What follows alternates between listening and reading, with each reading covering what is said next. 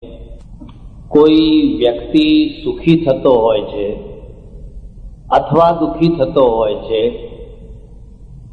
એના અનેક કારણોમાં સૌથી મહત્વનું કારણ એનો સ્વભાવ છે.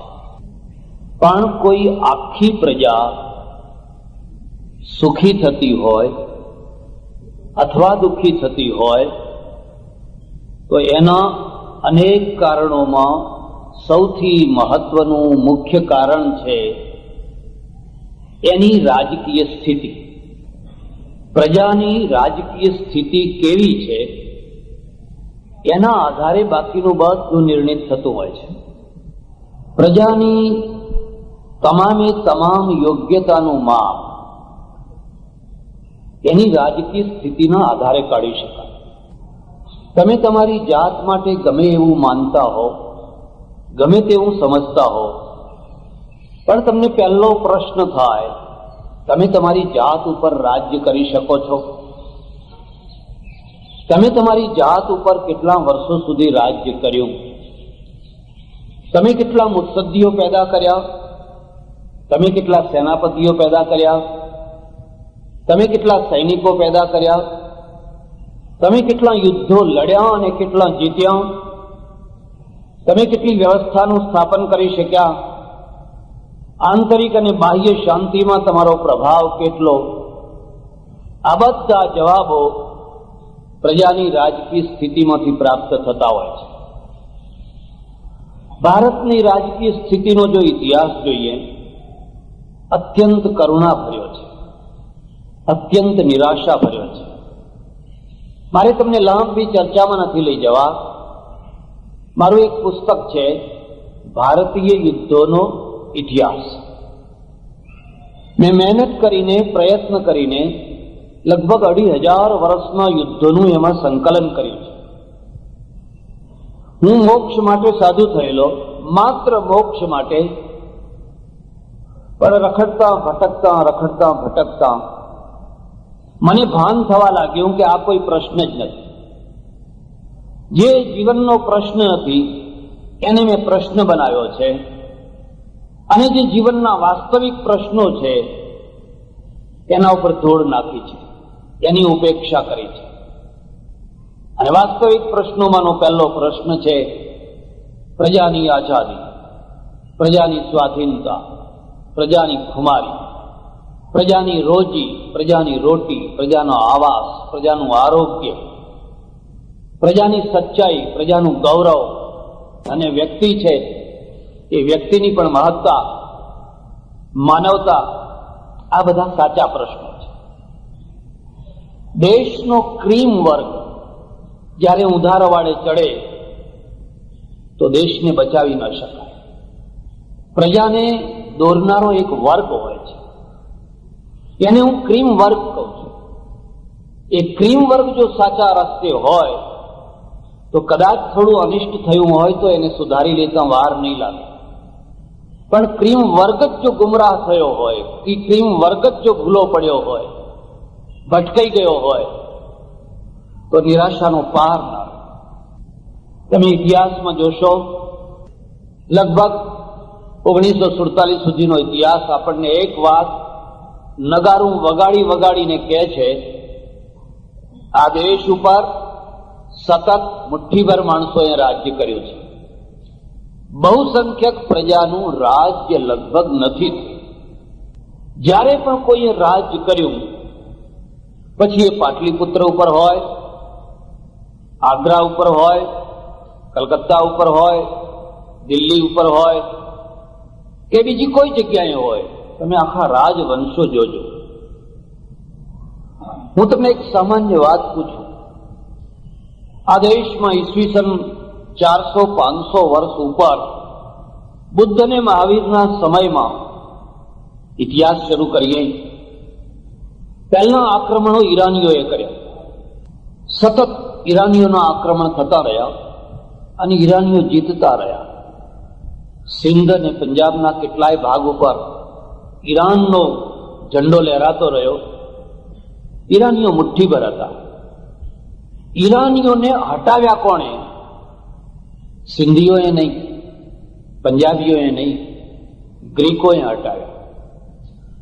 ગ્રીસમાંથી થોડાક માણસો નીકળ્યા અને વિજય પ્રાપ્ત કરતા કરતા ઈરાન સુધી પહોંચ્યા. અને ઈરાની પ્રજા કરતા ગ્રીકની પ્રજા બળવાન નીકળી. એમણે ઈરાનીઓને ભેંસમાં લીધા. ઈસવીસન પૂર્વ 3ય શતાબ્દીની આસપાસ જ્યારે સિકંદર આવ્યો ગ્રીસમાંથી, ત્યારે ઠેઠ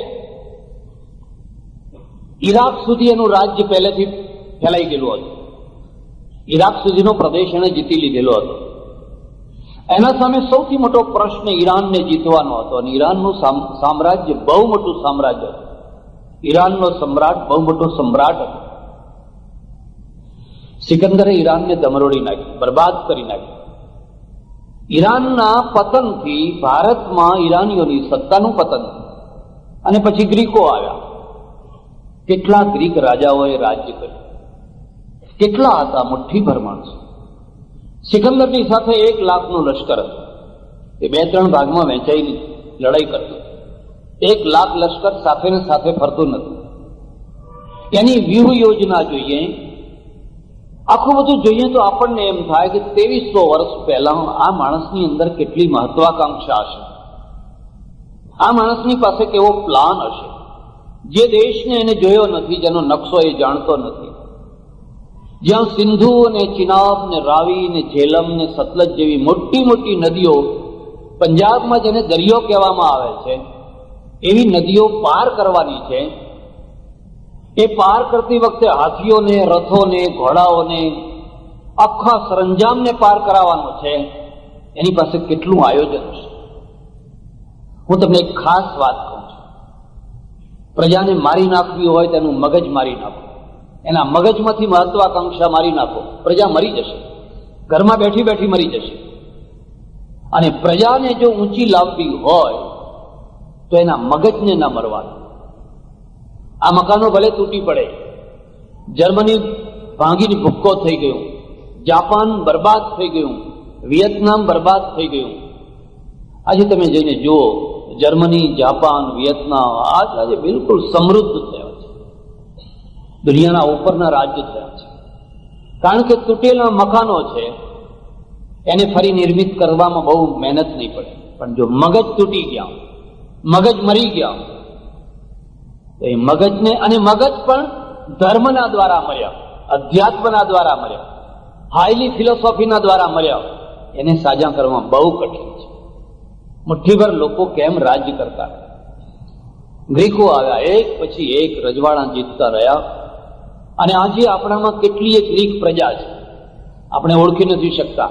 હું કોઈના નામ દેવા નથી માંગતો, પણ સેલ્યુકસ જ્યારે સિકંદર પાછો ગયો, રસ્તામાં મરી ગયો, દેશ ના પહોંચી શક્યો, એના સરદારોમાં એણે જીતેલો ભાગ વેચી દીધો. સેલ્યુકસ ના સરદારો અહીંયા રહ્યા, 30,000 સૈનિકો સાથે રહ્યા. એ 30,000 સૈનિકો ફરી ગ્રીસ ન જઈ શક્યા. એમની કેટલી વસ્તી પંજાબથી માંડીને કાઠિયાવાડ સુધી ઉતરી આવેલી છે.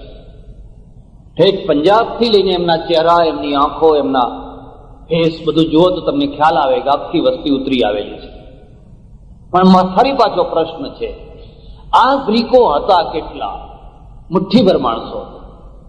આ ગ્રીકોને પાછો ખદેડનાર કોણ હતો? તમે હમણાં ચાણક્યની સિરિયલ જોતા હશો, હું જોઈ નથી શકતો, મને જોવાની ઈચ્છા થાય, પણ દર રવિવારે કાર્યક્રમ હોય જ. હવે કાર્યક્રમમાં જવું કે સિરિયલ જોવા બેસવું, એટલે પછી જવું. પણ લોકો વાતો કરે, બહુ સરસ આવે છે, બહુ સરસ આવે છે, બહુ સરસ આવે છે.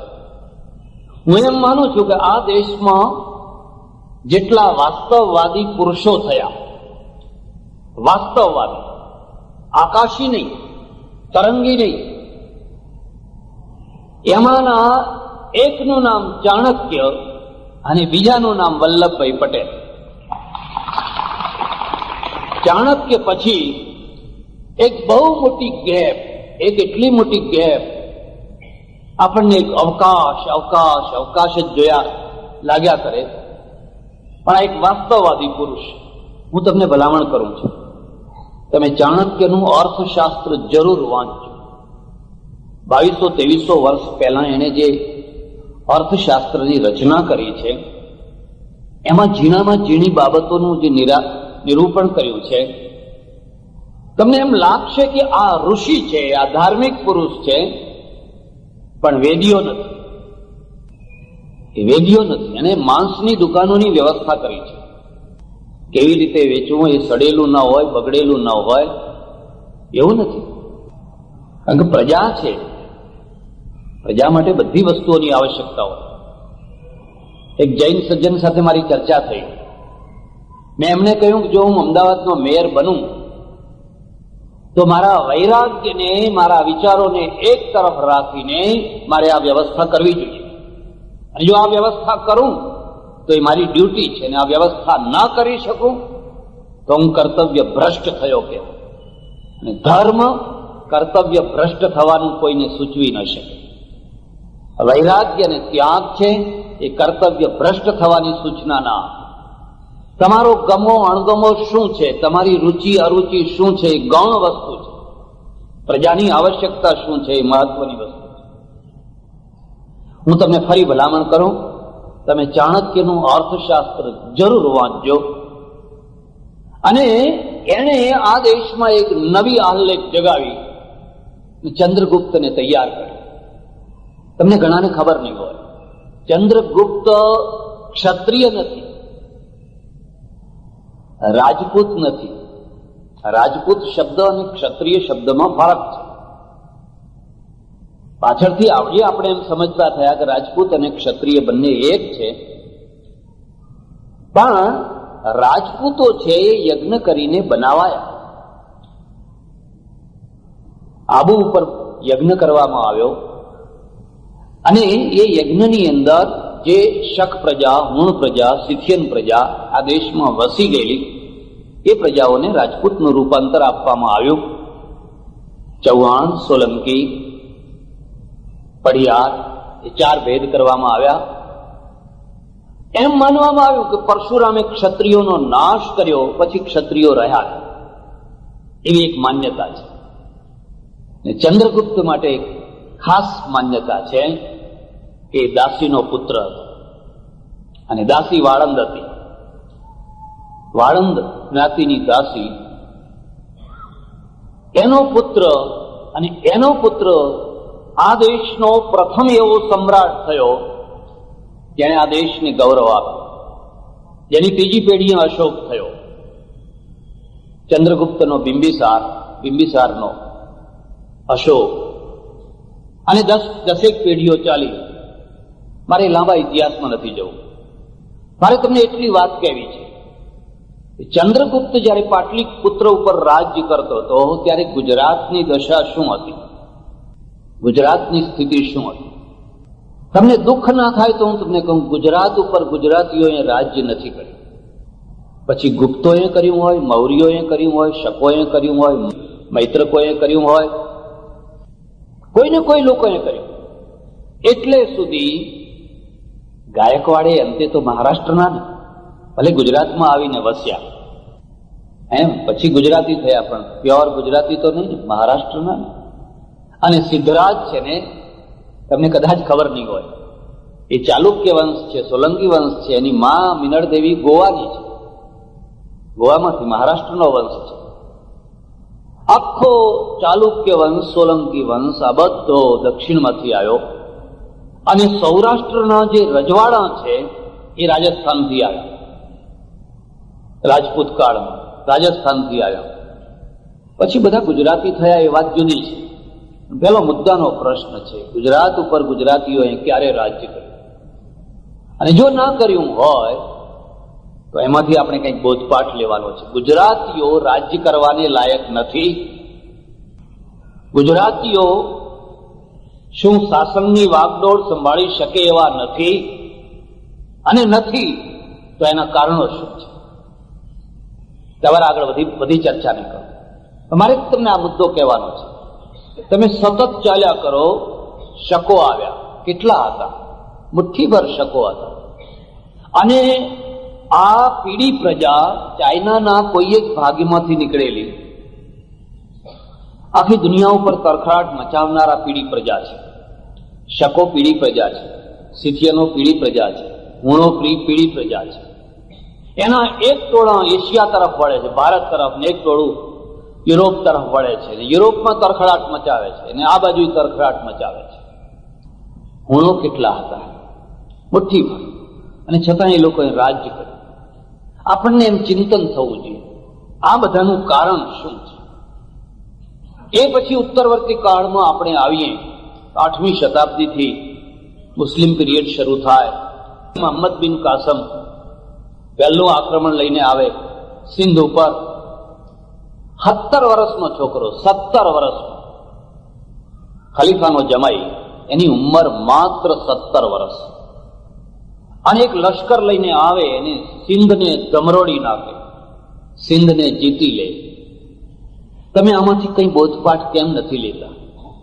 તમે સતત એક વાત કર્યા કરો છો, અમે મહાન, અમે મહાન, અમે મહાન, અમે મહાન. ભાઈ બરાબર લો ને, દોડા મહાન, પણ તમારી વાસ્તવિકતાને તો સ્વીકારો. આનું કારણ શું છે? પેલો છોકરો જ્યારે એક વહાણો લૂંટાયા સિંધના ચાંચિયાઓએ, એનું વળતર ખલીફાએ માગ્યું, અને સિંધના દાયરે કહ્યું કે ભાઈ મારી જવાબદારી નથી, હું એ વળતર ના આપું. પેલો રાહ જોઈને બેઠો હતો. 17 વર્ષના પોતાના ભત્રીજો ને જમાઈ બે છે, સગો ભત્રીજો છે, સગો જમાઈ છે. એને કહ્યું જા લશ્કર લઈને જા. તમારો 17 વર્ષનો છોકરો કેમ સેનાપતિ નથી થતો? આમાં તમારો જવાબ છે. તમારો 17 વર્ષનો છોકરો, તમારા એ છોકરા માટે તમે શું અપેક્ષા રાખો છો? સોનાના ભાવ શું ચાલે છે? પૈઠણ કેટલું આપશો? એક સજ્જને મને કહ્યું, આવડો નાનો છોકરો હતો, પગે લાગવા આવ્યો, 8-9 વર્ષનો હતો. મેં કહ્યું ભણવામાં કેવો હોશિયાર છે? મને કે હોશિયાર છે. સારું સારું કીધું, હું ભણાવજો બરાબર. મને કે બાપજી તમે આશીર્વાદ આપો ને, એના 2 લાખ રૂપિયા લેવાના છે. મેં કીધું શાના આશીર્વાદ? 2 લાખ રૂપિયા શાના લેવાના છે? મને કે એને ડોક્ટર બનાવીને 2 લાખનું પૈઠણ લેવાનું છે, એમાં મારા આશીર્વાદ પાછા જોયા. પ્રજા મહાન ક્યારે થતી હોય છે? 17 વર્ષનો છોકરો જીતીને ચાલ્યો ગયો. અને એમાં શું કારણ? શું કારણ? એવું પ્રજામાં વિખવાદ. રાજા બ્રાહ્મણ છે, રાજા બ્રાહ્મણ છે, મંત્રીઓ બૌદ્ધ છે, અને પ્રજા શુદ્ર છે, અને ત્રણેયનો મેળ નથી. ત્રણેયનો મેળ નથી. શુદ્રો પીસાય છે, કચરાય છે. બૌદ્ધો અને બ્રાહ્મણોનો વિખવાદ છે. મંત્રીઓ બૌદ્ધો છે, એટલે ફૂટી ગયેલું છે. અધૂરામાં પૂરું. એક માન્યતાએ કામ કર્યું. પેલી માતાની જે ધજા છે, એ ધજા જ્યાં સુધી ફરકતી રહેશે, અમારા રાજાને કોઈ આંચ આવવાની નથી. શત્રુ પક્ષને ખબર પડી ગઈ, આ જે સિંધના લશ્કરનો જે જુસ્સો છે, એ જુસ્સાનું મૂળ કારણ પેલી ધજા છે. એમણે ધજા તોડી નાખી, ને ધજા તૂટી, એની સાથે જ લશ્કર ભાગ્યું કે માર ઉઠી છે, હવે માતાજી ઉઠ્યા છે, ને હવે આ રાજ્ય હવે બચવાનું નથી. બહુ સરળતાથી જીતાઈ છે, બહુ સરળતા. અહમદ બીજી વાર આવ્યો, બીજી વાર જીતી ગયો. બીજી વાર ખલીફાએ એને મારી નાખ્યો, બકરાના ચામડામાં સીવીને એને ગુંગળાવીને મારી નાખ્યો. બધી લાંબી કથા મારે તમને કહેવી નથી. હું તો તમને એટલું કહું છું, તમે ઇતિહાસમાં રસ લેતા થાઓ, એટલે તમને દર્પણ મળે કે આ આપણી વાસ્તવિકતા છે, આ શું કારણ છે. અને આ પછી ધીરે ધીરે ધીરે ધીરે ધીરે ધીરે અહીંયા આક્રમણો શરૂ થયા. મુઠ્ઠીભર માણસો આવ્યા. પહેલી ગાદી જ્યારે સ્થપાઈ, શાહબુદ્દીન ગોરી એટલા હતા એ લોકો. મુઠ્ઠીભર માણસો આખા દેશ ઉપર, સુલતાનો, મોગલો, મુઠ્ઠીભર માણસો. અને છેવટમાં અંગ્રેજો આવ્યા. અંગ્રેજો કેટલા? 30,000 અંગ્રેજોએ 33 કરોડ ભારતીયો ઉપર રાજ કર્યું. 30,000 અંગ્રેજો. ઈસ્ટ ઇન્ડિયા કંપની વખતે નહીં, 1947માં જ્યારે ભારત છોડવાનું થયું, અને 1947ની 15મી તારીખ પહેલા આ 30,000 માણસો આખા વિશાળ ભારતને કાબુમાં રાખતા, માત્ર 30,000 એ છોડીને ચાલ્યા ગયા. પણ એ 30,000ની સામે તો 33 કરોડ ભારતીયો હતા. તમે કોઈ વાર આવો વિચાર કેમ નથી કરતા? અંગ્રેજોના સમયમાં કુંભ મેળો ભરાયો અને કુંભ મેળામાં લાખો માણસો આવે. અત્યારે તો 2-3 કરોડ માણસો આવે છે. હું તમને ભલામણ કરું છું, ભલા થજો ના જજો. એટલા માટે હું કહું છું કે અગવડની કોઈ સીમા નથી. કોઈના હાડકાં તૂટે, કોઈના પગ તૂટે, કોઈનું કાંઈ થાય, કોઈનું કાંઈ થાય, વ્યવસ્થા રાખી શકાતી નથી. માણસો ધસારો કરીને તૂટી જાય છે. 50 લાખ, અંગ્રેજોના સમયમાં 50 લાખ માણસ ભેગું થયેલું. એનો જો મેળાનો ઇન્ચાર્જ ઓફિસર હતો અંગ્રેજ, ઘોડા ઉપર બેઠો બેઠો જોયા કરે, ધ્રુજી ગયો. 50 લાખ જો અમારા ઉપર એક એક આંગળી મારે ને તોય અમે મરી જઈએ. આટલા માણસો, આ મેળો કેન્સલ કરવો જોઈએ, ફરી ભરવા ના દેવો જોઈએ. પણ એને જોયું, નિરીક્ષણ કરીને જોયું, નહીં વાંધો નહીં આવે, આ પ્રજા ગમે એટલી ભેગી થાય તો કશો વાંધો નહીં આવે. કારણ કે એને જોયું કોઈ જગ્યાએ એકતા જ નથી, સરવાળો જ નથી. એક માણસના હાથમાં પંચીઓ છે, ધોતિયું છે, હર ગંગે બૂમો પાડે છે, મારે છે કોણીઓ બીજાને, કોઈ ડોશીને, કોઈ ડોસાને, કોઈ ગબડાવે છે. બસ હું જાઉં નવ. અને પલળેલા કપડે, એમને ભીંજાયેલા કપડે બહાર નીકળે છે, કોણીઓ મારતો મારતો. એક જ ઈચ્છા છે કે હું નાયો, બસ. એની બીજી કોઈ પરવા નથી, કોઈ વ્યવસ્થા નથી, કોઈ યુનિટી નથી, કોઈ વ્યક્તિગત લક્ષ્ય સિવાય કોઈ લક્ષ્ય નથી. એને કહ્યું આ ટોળું છે, આ કોઈ સંઘ નથી, આ કોઈ યુનિટી નથી, આ કોઈ સરવાળો નથી, આ તો ટોળું છે. ને ટોળું પોતે જ અવ્યવસ્થિત હોય છે. આપણે ઇતિહાસમાંથી આ બોધપાઠ લેવાનો છે. અને એ બોધપાઠમાંથી સાર એ છે, ભારત ઉપર સતત અલ્પસંખ્યકોએ કેમ રાજ્ય કર્યું, મુઠ્ઠીભર માણસોએ કેમ રાજ્ય કર્યું. અને રાજ્ય તો એટલી જો હુકમીથી કર્યું કે એમની ઈચ્છા થાય ને તમારા ઉપર જજિયાવેરો નાખવો છે તો જજિયાવેરો નાખી શકે. એમની ઈચ્છા થાય કે તમારા મંદિરો તોડી નાખવા છે તો મંદિરો તોડી શકે. એમની ઈચ્છા થાય કે તમારી દીકરીઓને અમારે પરણવી છે તો રાજાઓ, રાજસ્થાનના રાજાઓ તૈયાર થઈ જાય. એમને જે ઈચ્છા થાય એ કરી શકે. આપણા ત્યાં ઘૂંઘટ ક્યાંથી આવ્યો? આ સ્ત્રીઓ ઘરમાં પૂરાઈ રહેતી કેમ થઈ? એનું કારણ શું છે તમને ખબર નહીં. અલાઉદ્દીન ખિલજીનો ભાઈ ઉલુગ ખાન, એને માધવ મંત્રી લઈ આવ્યો પાટણનો વિનાશ કરવા માટે. ત્રણ નામો યાદ રાખજો, 3 નામો મેં મારા ઇતિહાસમાં લખ્યા છે. 3 માણસોએ પરદેશીઓને આમંત્રણ આપ્યું, કાલકાચાર્ય, કાકુવાણીઓ અને માધવ મંત્રી. કાલકાચાર્ય છે એ શકોને લઈ આવ્યા, એ 96 શક રાજાઓને લઈ આવીને માળવાનો નાશ કરાવી નાખ્યો. કાકુવાણીઓ છે એ કાંસ્કીના ઝઘડામાં, એની દીકરીના કાંસ્કીના ઝઘડામાં શિલાદિત્ય 7મો વલ્લભીનો રાજા અને વલ્લભીની જાહો જલાલી, નાલંદા, તક્ષશિલા પછી વલ્લભીનો નંબર, આટલી જાહો જલાલી એક વ્યક્તિગત ઝઘડામાં એ આરબોને લઈ આવ્યો, જુનેદને અને શિલાદિત્યનું આખું રાજપાટ ખતમ કરી નાખ્યું. મેં એમાં સજેશન કર્યું છે કે આ વલ્લભીમાં દર વર્ષે એક મેળો ભરાય, કાકુનો એક સ્ટેચ્યુ મૂકવામાં આવે અને સ્ટેચ્યુને બધા 2 જોડા મારે. એ મેળાના દિવસે એક જ કામ કરવાનું કે આવો ગદ્દાર માણસ, આવો દેશદ્રોહી માણસ તમારે ત્યાં કોઈ પેદા નહીં. બધા જે લોકો મેળામાં જાય એને એક એક જોડું ફટકારે. કેટલા હજાર તો જિનાલયો હતા.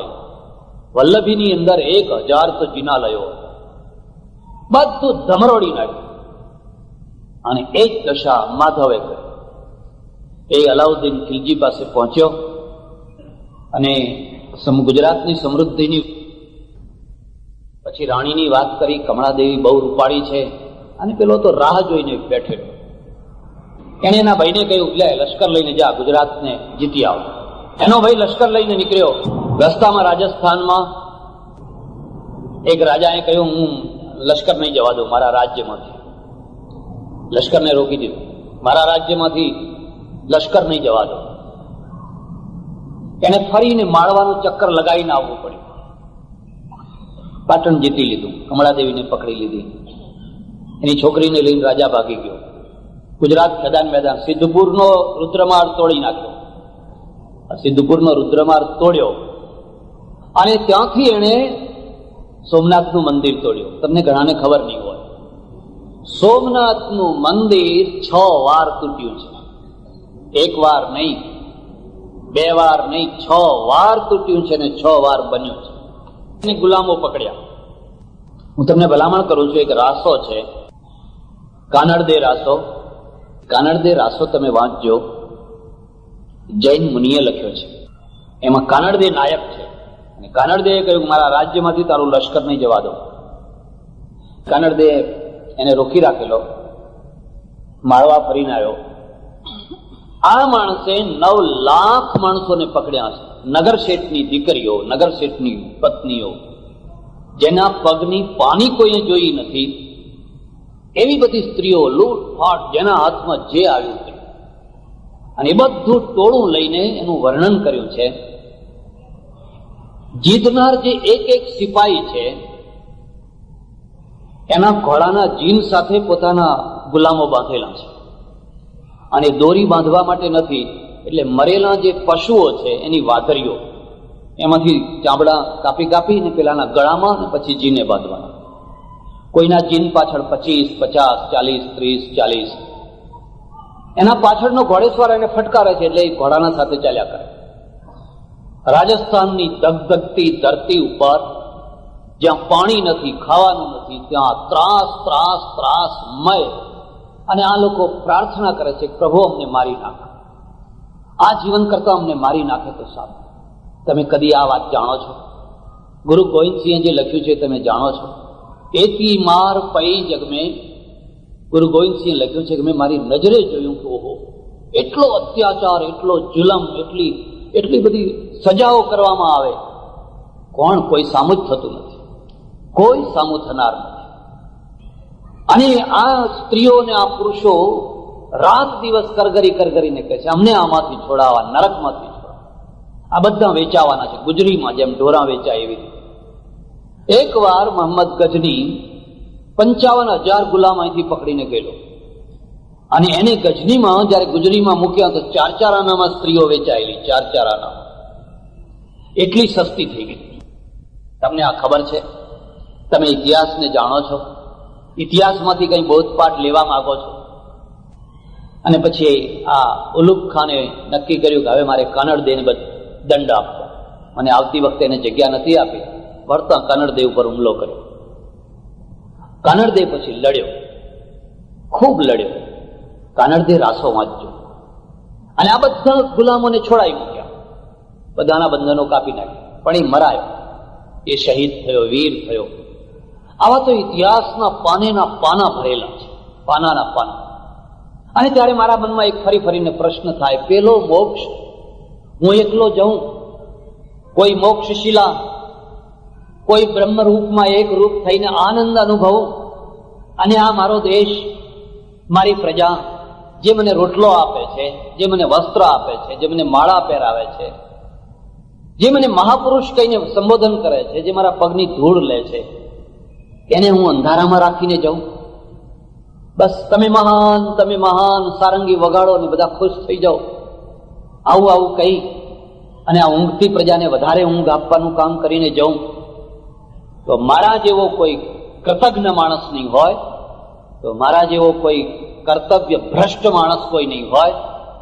અને એટલે મારે એક જ કામ કરવું, લોકોને ગમવું કે ના ગમવું, જે વાસ્તવિકતા છે, જે સચ્ચાઈ છે, એની લોકો આગળ રજૂઆત કરે. આજ નહીં તો કાલ નહીં તો પરમ દિવસે, કોઈને કોઈ દિવસે આ લોકો વાતને સમજશે. માણસની એટલે પ્રજાના બધા સુખોનું કેન્દ્ર એની રાજકીય સ્થિતિ છે. અને રાજકીય સ્થિતિ, તમે ગાંધી મૂવી જોયું હશે, ફર્સ્ટ ક્લાસમાં બેસી ન શકો, તમે ફેંકી દીધા ગાંધીજીને.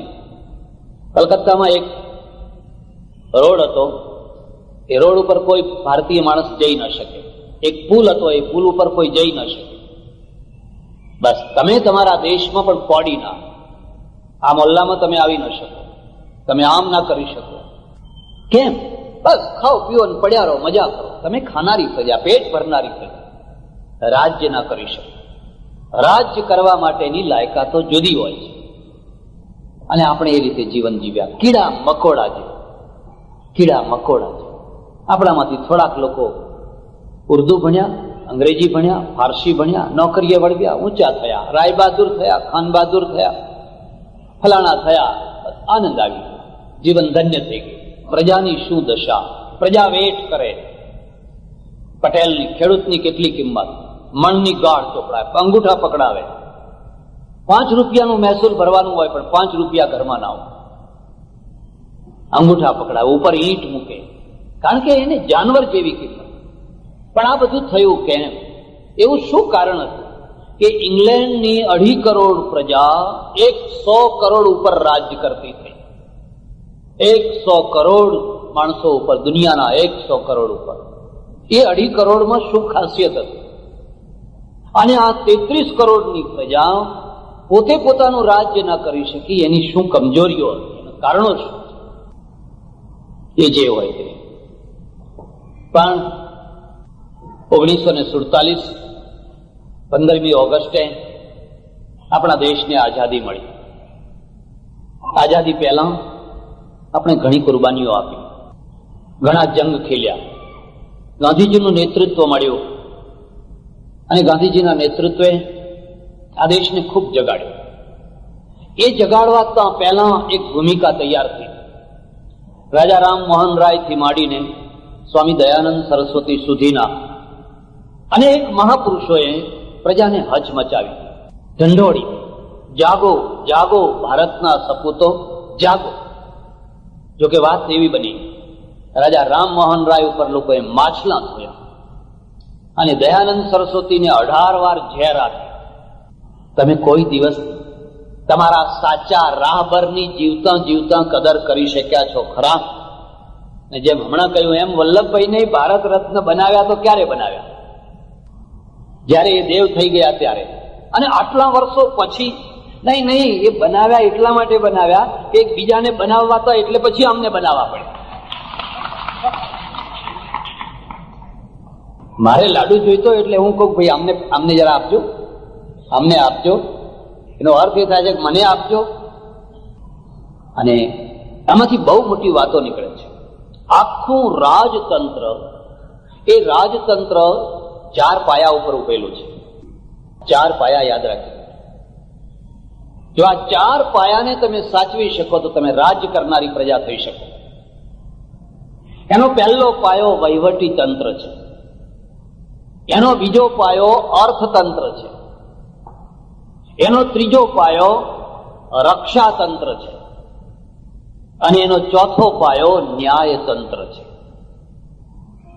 આ ચારેને જો તમે સાચવી શકો તો તમે રાજ કરનારી પ્રજા થઈ શકો. અને આ ચારેને એકેને ના સાચવી શકો તો તમે આ ચારેની શું દશા છે આજે? હવે તો અંગ્રેજો નથી ને, હવે તો મુગલોય નથી ને, હવે તો કોઈ શકોય નથી ને, હુંડોય નથી ને, હવે તો આપણે જ છીએ ને. આ ચારેની દશા શું થઈ છે? વલ્લભભાઈએ એક બહુ સરસ વાત કહેલી. એચ.એમ. પટેલે મને વાત કરી. મને કહે, વલ્લભભાઈએ એક વાર મને કહ્યું, જો એચ.એમ., બહુ મોટી પોસ્ટ ઉપર, બહુ મોટી જગ્યા ઉપર કદી પણ બહુ નાના માણસને ના મૂકશો, નહીં તો એ મોટી જગ્યા છે ને, એ એટલી મોટી અનર્થકારી થઈ જશે. જ્યાં 50 હોર્સ પાવર મોટરની જરૂર છે, ત્યાં તમે 2 હોર્સ પાવરની મોટર મૂકીને તમે સારા પરિણામ નહીં લાવી શકો. હું જે તમને કહી રહ્યો છું એનો અર્થ કોઈ નાતજાત સાથે સંબંધ નથી, કોઈ એનો ઉલટો અર્થ ના કરતા. હું કોઈ ખાસ સંદર્ભમાં નથી બોલતો, પણ હું માત્ર ગુણલક્ષી વાત કરું છું. જ્યાં જે પ્રકારના માણસની જરૂર હોય, કે હિન્દુ હોય કે મુસ્લિમ હોય કે કોઈ હોય, ગમે તે નાતનો પણ એને લાયક હોય તો જ એને મૂકજો. વહીવટી તંત્ર કથળે છે ક્યારે? ત્યારે બહુ ઊંચી જગ્યા ઉપર બહુ નાના માણસો બેસાડી દેવામાં આવે છે. ત્યાં રાજા હતો, એને રાણી બહુ વાલી. અને રાણી વાલી હોય એ બરાબર છે, દાંપત્ય જીવન છે, બંને એકબીજાને વાલા લાગે, એમાં કઈ ખોટી વાત નથી. પણ હું તમને એક ખાનગીમાં સલાહ આપું છું, આ બહેનો સાંભળે નહીં એવી રીતે. વાલનું કેન્દ્ર છે ને એને અહીં સુધી રાખજો, માથા ઉપર ના ચડાવશો, નહીં તો એ ડુબાડી દેશે. જો અહીં સુધી રાખશો તો તારશે, જો એને માથા ઉપર ચડાયું તો એ ભારે થઈને તમને ડુબાડી દેશે. પછી એ છોકરો હોય એ ગમે તે, એ રાણી છે ને એ પોતાના વાલનો બોનસ લેવા માંગે. રાત દિવસ રાજાને પંચિંગ કરે, આ દીવાન રાખ્યો છે, 5,000 પગાર આપો છો, એ 5,000 દીવાનને પગાર આપો છો, એના કરતા મારા ભાઈને દીવાન બનાવો ને, મારા ભાઈને દીવાન બનાવો ને. એ રાજા ડાયો હતો, એને કહ્યું બરાબર છે, તારા ભાઈને દીવાન ના બનાવાય, એ તો જેની જગ્યાએ જે બેસતો હોય એને બેસાડાય. નાના એમ કે એમાં શું મોટી વાત હતી, બસ જ્યારે જુઓ ત્યારે માથું ખાઈ જાય, મારા ભાઈને દીવાન બનાવો ને, મારા ભાઈને દીવાન બનાવો ને. ઘર ક્યારે તૂટતું હોય છે, તમારા સંસારની વાત કરું છું, જ્યારે તમારા ઘર ઉપર પિયર ફરી વળતું હોય છે ત્યારે નોટ કરજો. તમારા ઘર ઉપર પિયરનું માન હોવું જ જોઈએ, પિયરની મર્યાદા હોવી જ જોઈએ. પણ પિયરનો અર્થ એવો નથી કે પછી આ સાસરા ઉપર પિયર જ આવીને બેસી જાય બધું આખું. ને ઘણા બિચારા રાજા એવા હોય છે, ન માં એવા હોય છે, ખલાસ ડૂબી જાય. રાજાએ જોયું કે આ રાણી જીવ ખાઈ ગઈ, હવે શું કરવું? પેલો એનો ભાઈ આવ્યો, એટલે રાણી બેઠેલી ને રાજાએ કહ્યું કે આજ મને આખી રાત ઊંઘ ના આવી, જરા તપાસ કરો ને, કઈ કૂતરા ભસતા હતા, જરા બાજુમાં જઈને જોયા હોય ને કેમ કૂતરા ભસતા હતા, તપાસ કરો ને. રાણીએ એના ભાઈને કહી રાખેલું, જો મારે તને દીવાન બનાવવો છે, કે તું રાજાનું એવું ઝડપથી કામ કરજે, એટલું વ્યવસ્થિત કામ કરજે કે જેથી રાજા તારા ઉપર પ્રસન્ન થાય. દીવાન પેલો એનો ભાઈ તો દોડ્યો, જઈને તપાસ કરીને આવ્યો, અને આવીને કે છે એ તો કૂતરી વિયાણી છે ને એટલે ભસતી હતી. હા બરાબર, સાચું સાચું. કૂતરીને કેટલા બચ્ચા છે જરા જોયા હો ને. એમ ફરી દોડ્યો, પાછો આવ્યો, 7 છે, 7. સારું સારું. એમાં કૂતરા કેટલા છે ને કૂતરીઓ કેટલી છે જરા તપાસ કરી આવો ને. ફરી દોડ્યો પાછો, એમાં 3 કૂતરા છે ને 4 કૂતરીઓ છે. સારું સારું સારું. એમાં લાલ કેટલા છે, ધોળા કેટલા છે, કાબરા કેટલા છે જરા તપાસ કરી આવો ને. ફરી દોડ. રાણી ખુશ ખુશ છે, મારો ભાઈ કેવો દોડી રહ્યો છે, કેટલું ઝડપથી કામ કરી રહ્યો છે. બરાબર, બેસો. થોડીક વાર થઈને દીવાન આવ્યા, અને દીવાનને કહ્યું આજ મને ઊંઘ ના આવી, કઈ કૂતરા ભસતા હતા, જરા તપાસ કરો ને શું થયું છે. દીવાન જઈને આવ્યો, આવીને કહ્યું એક કૂતરી વિયાણી છે. કેટલા બચ્ચા છે? તો 7 છે. કેટલા કૂતરા? બધું જે પૂછ્યું એ બધું. એટલે પેલા રાજાએ રાણીને કહ્યું, જો આના 5,000 એટલા માટે આપું છું કે એક જ ફેરામાં બધું કામ કરે, અને તારા ભાઈને તું કહેતો પટાવાળામાં રાખી શકું, કારણ કે ધક્કા ફેરા કરવા માટે. એટલે પેલી રાણી છે ને ચીડાઈ ગઈ. તો તમારે પહેલેથી કહેવું જોઈએ ને, હવે જો ભૂલ થાય તો કહેજો, એમ કે હવે જો ભૂલ થાય તો કહેજો, એક જ ફેરામાં બધા કામ કરાવવા તો પહેલે તમારે કહેવું જોઈએ. હવે બન્યું એવું કે રાજા માંદો પડ્યો, જરા સિરિયસ મંદવાડ આવી ગયો. એટલે પેલી રાણી છે ને બેઠેલી ને રાજાએ કહ્યું તમે તાબડતોબ જાઓ ને વૈદ્યને બોલાવી આવો. આ વૈદ્યને બોલાવવા ગયા તો રસ્તામાં વિચાર કર્યો કે પહેલા આમના દાદા પણ માદા પડેલા, ત્યારે વૈદ્યને બોલાવવા કોઈ ગયેલું, પછી પાછા દેવ થઈ ગયેલા, એટલે પછી મંત્રીઓને કહેવા જવું પડેલું, લાકડાની વ્યવસ્થા કરવી પડેલી. આ બધું 3-4 ધક્કા થયેલા, અને પાછા લોકો કહે છે કે તમે એક ફેરામાં બધા કામ કરતા નથી. એટલે એને તો એક જ ફેરામાં બધા કામ કરી નાખ્યા. પેલા વૈદ્યને કહ્યું ચાલો ને, રાજા બીમાર થઈ ગયા છે. નગર શેઠે જઈને કહ્યું કે રાજા દેવ થઈ ગયા છે. દીવાનને ફલાણાને બધાને કહ્યું. અને જે સ્મશાનની વ્યવસ્થા કરતો હતો એને કહ્યું ભાઈ સુખડના લાકડા વગેરે જે હોય પહોંચાડતા કરી નાખો. અને હરખાતો આવ્યો, કારણ કે એક ફેરામાં 4 કામ પતાવી દીધા. આ વૈદ્ય આવ્યો, એની સાથે તો નીચે જુઓ તો રો કકડ શરૂ થઈ ગઈ. એ રાજાએ કહ્યું ભાઈ આ રો કકડ શાની શરૂ થઈ? ત્યાં તો દીવાન બિચારો ખેસ નાખીને આવ્યો. રાજા તો જીવતા છે, નવાઈ પામી ગયો કે આ શું? રાણીએ કહ્યું, તમે નતું કહ્યું કે એક ફેરામાં 4 કામ કરવાના? મારા ભાઈ 4 કામ કરીને આવ્યા છે. ત્યારે રાજા કહે કે આવા માણસને તો પટાવાળામાં ના રાખો. મારી ભૂલ એટલી થઈ ગઈ કે આવા માણસની બેનને મેં રાણી બનાવી દીધી. વહીવટી તંત્ર એ રાજતંત્રનો પહેલો પાયો છે. રાણી વાલી હોય તો એને સાડી અપાય કે એના ભાઈને કઈ ડીએસપી ના બનાવી દેવાય, એના ભાઈને કઈ કલેક્ટર ના બનાવી દેવાય, એના ભાઈને કઈ કોઈ મોટો ચાર્જ ના આપી દેવાય. એટલે તમે વલ્લભભાઈ પાસેથી જો કઈ વસ્તુ શીખવી હોય તો એ શીખજો કે એમની પાસે ભારતનું આખું વહીવટી માળખું તૂટી પડ્યું હતું. ફ્રીડમ એટ ધ મિડનાઇટ પુસ્તક વાંચજો તમે, એમાં એ લખે છે કે આખું માળખું તૂટી પડેલું. એ વખતે અમને ગૃહમંત્રી બનાવવામાં આવ્યા. ત્યારના ગૃહમંત્રી ને આજના ગૃહમંત્રીમાં ઘણું અંતર છે. એ વલ્લભભાઈ ગૃહમંત્રી થયેલા એ પ્રધાનમંત્રીની કૃપાથી નહીં થયેલા, પોતાની લાયકાતથી. પ્રધાનમંત્રીની તાકાત નહીં કે એમને ફેંકી શકે, એ તો પ્રધાનમંત્રી થવાની જગ્યાએ હતા. પણ ગાંધીજીનું મન રાખવા માટે બરાબર છે એટલે પોતાની યોગ્યતાથી જ થયેલા. અને જેવી લગામ હાથમાં આવી ને એને જે કુશળતાથી, જે મક્કમતાથી, એક તરફ હિન્દુસ્તાન પાકિસ્તાનના ઝઘડા, હિન્દુ મુસલમાનના ઝઘડા, ચારે તરફ મારો મારો, કાટો કાટો, અશાંતિ અશાંતિ અશાંતિ, નિજામ હૈદરાબાદનો પ્રશ્ન, જુનાગઢનો પ્રશ્ન, કાશ્મીરનો પ્રશ્ન, આ બધા પ્રશ્નો માથાના ગરજ સમાન. અંગ્રેજ ઓફિસરો કંટ્રોલ નહીં, એ જૂના બધા આઈસીએસ ઓફિસરો, એ બધી સ્થિતિવાળા માણસો. પણ આ માણસે એટલી મક્કમતાથી આખી વસ્તુને સંભાળી અને એમણે જોયું રાત નાની છે, વેશ ઘણા કાઢવાના છે, મારે કઈ ધીરે ધીરે કામ કરે એ કામ થવાનું નથી, આ કરો તો એ કશું થઈ ના શકે. તમે કાલજ્ઞ છો, તમે કાલજ્ઞ.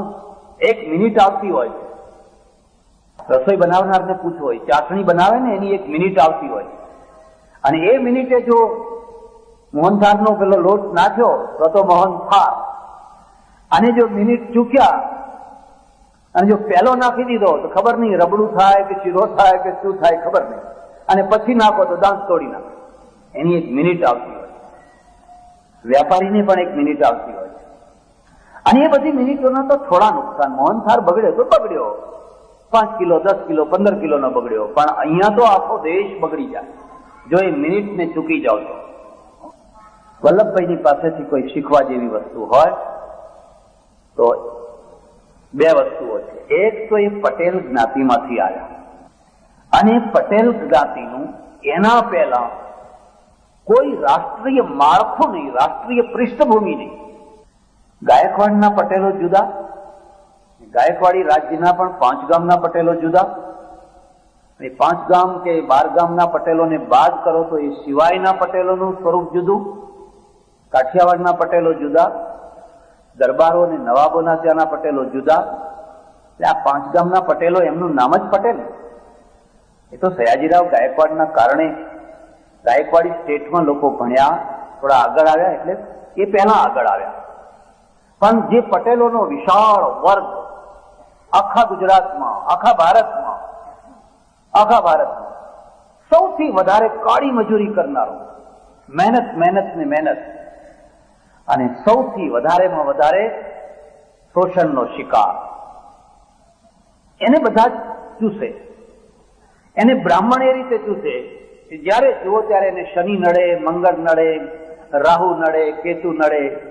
અભણ, ભણેલો નથી, એને 12મું કરવું પડે, ગરુડ પર વંચાવે, આ કરવું પડે, તે કરવું પડે, ઊંચો જ ના આવે, ઊંચો જ ના આવે. હવે ગામમાં 2 ઘરવાણિયા ના હોય, 2 ઘરવાણિયા, અને આખા ગામની ચોટી એના હાથમાં હોય, અને એ ચોપડા ઉપર એને લૂંટ્યા કરે. હું બનાસકાંઠામાં ગયો પહેલી વાર, અને મેં જે ત્યાંનું દૃશ્ય જોયું, આજે બદલાઈ ગયું દૃશ્ય. સારું વર્ષ આવ્યું હોય ને સારા વર્ષમાં 5000 રૂપિયા પટેલ પાસે વધ્યા હોય તો એ વધેલી રકમ વેપારીના ત્યાં જમા કરવા જાય. મારી રાખો ને જરા સાચવજો. ને પેલો શું કે ના રખાય, આ તો જોખમ કહેવાય, આ ના રખાય અમારા હશે હશે એમ કે હવે મારે ત્યાં વપરાઈ જાય, તમે રાખો. પછી એ રાખવાના પૈસા લેવાય, 5,000 રાખવાના ઉપરથી પૈસા લે, અને એ 5,000 બીજાને પાછો ધીરે. એટલે રાખવાના લે અને આપવાના લે. એક માણસ આવ્યો કોળી, એને અમે 20 કિલો અનાજ આપીએ અમારા રાહત કેન્દ્રમાંથી. મારી પાસે આવીને રડું રડું થઈ ગયો. મને કે મને 2 મહિનાનું અનાજ ભેગું આપો, 40 કિલો. મેં કહ્યું કેમ ભાઈ 2 મહિનાનું કેમ? બાકી બાપુ ગમે એમ કરો પણ મને આવતા મહિને લેવા નહીં આવું, પણ મને 2 મહિનાનું અનાજ ભેગું આપો. મેં એને બેસાડ્યો, એનો ચહેરો મેં જોયો કે આ માણસ કંઈક અંદરથી બહુ દુઃખી છે. તારો શું પ્રશ્ન છે મને કે? મને કે બાપુ કહેવાય એવી વાત નથી, મેં બહુ મોટું પાપ કર્યું છે અને તમારા આગળ વાત થાય એવી નથી. પણ મેં કહું કે છે શું પાપ કર્યું? મારા છોકરા ભૂખ્યા હતા, ખાવાનું ઘરમાં કશું હતું નહીં, એટલે મેં મોર માર્યું. પેલું મોર હોય ને, મેં મોર માર્યું અને હું પકડાઈ ગયો.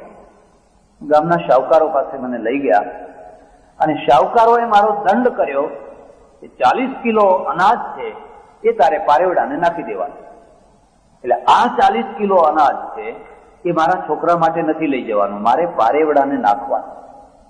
અને જો હું આ 40 કિલો અનાજ પારેવડાને નહીં નાખું તો અમારા ગામમાં મારો બધો વ્યવહાર બંધ થઈ જશે, આખો વ્યવહાર મારો બંધ થઈ જશે.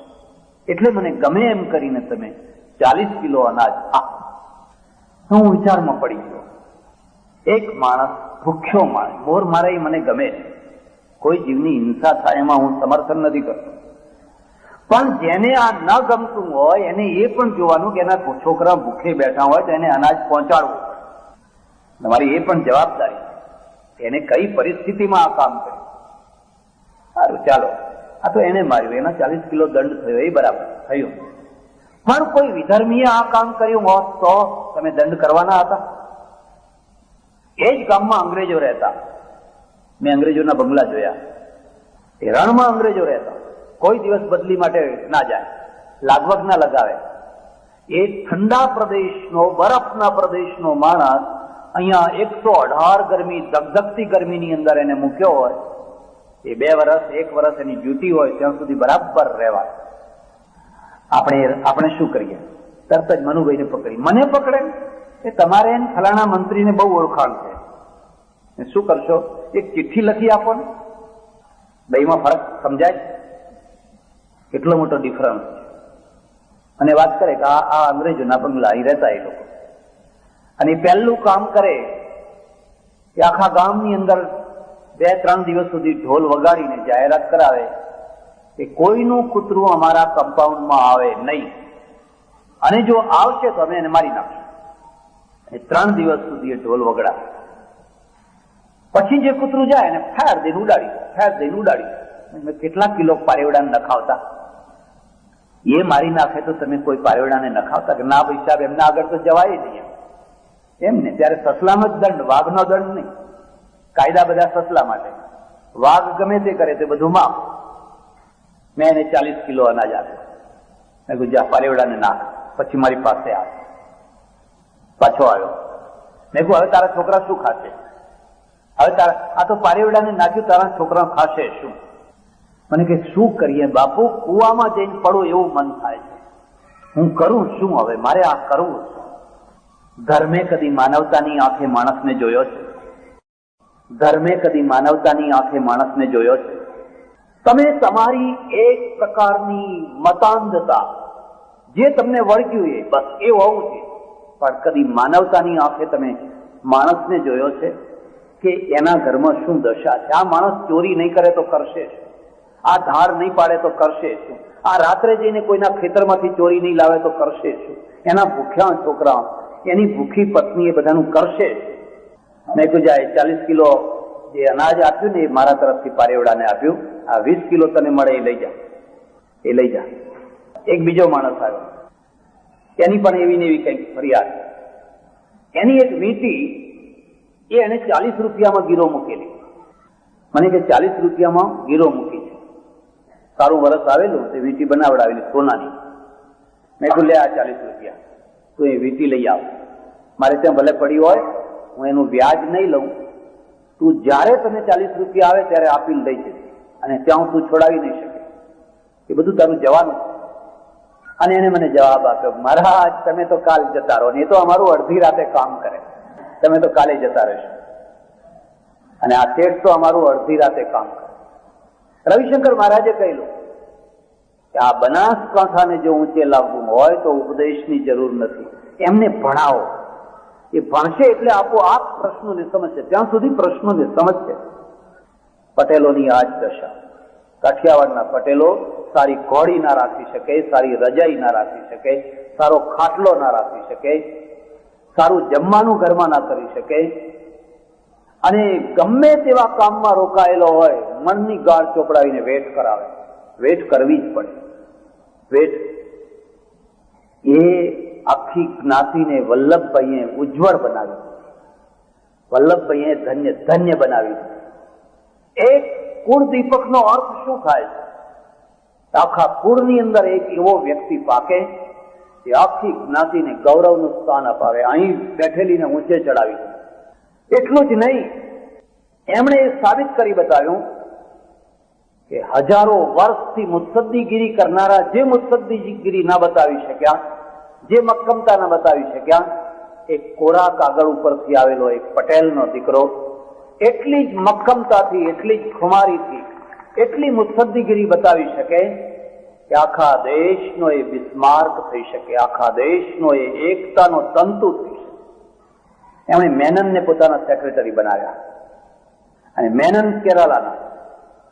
એમણે એમના વિચાર કર્યો કે હું ગુજરાતના કોઈ માણસને સેક્રેટરી બનાવું, ને ગુજરાતમાં પટેલને બનાવું, ને પટેલમાં મારા 5 ગામનાને બનાવું, ને 5 ગામનામાં રાણીના તારાને બનાવું.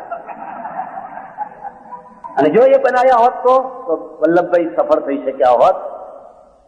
એમણે જોયું કે આ મેનન છે ને ICS ઓફિસર બહુ બાહોશ માણસ છે, તમે વીણી વીણીને યોગ્ય માણસોને સાથે રાખો. બસ રાજાનું કામ એટલું જ છે કે સારામાં સારા દિવાનને નિયુક્ત કરે, પછી ઘસઘસાટ ઊંઘે. બસ ઘસઘસાટ ઊંઘો. જરૂર એટલી છે કે તમે યોગ્ય દિવાનની નિમણૂક કરો. અને દિવાનનું કામ એટલું છે કે યોગ્ય ઓફિસરોની નિમણૂક કરે, પછી ઘસઘસાટ દિવાન ઊંઘે. બસ કાંઈ જોવાની જરૂર. પણ રાજાએ ખોટા દિવાનને રાખ્યો, અને દિવાને ખોટા ઓફિસરોને રાખ્યા, અને ખોટા ઓફિસરોએ ખોટા હાથ નીચેના ઓફિસરોને રાખ્યા. હવે બધા હોળીમાં બળ્યા. હવે કદી શાંતિ સ્થાપિત ન થઈ શકે, કારણ કે અયોગ્ય માણસો, એકે એક પોઈન્ટ ઉપર અયોગ્ય માણસો. હવે રાજાની ઊંઘ આરામ, દિવાનની ઊંઘ આરામ, 3 સાંધો ત્યાં 13 સૂતો.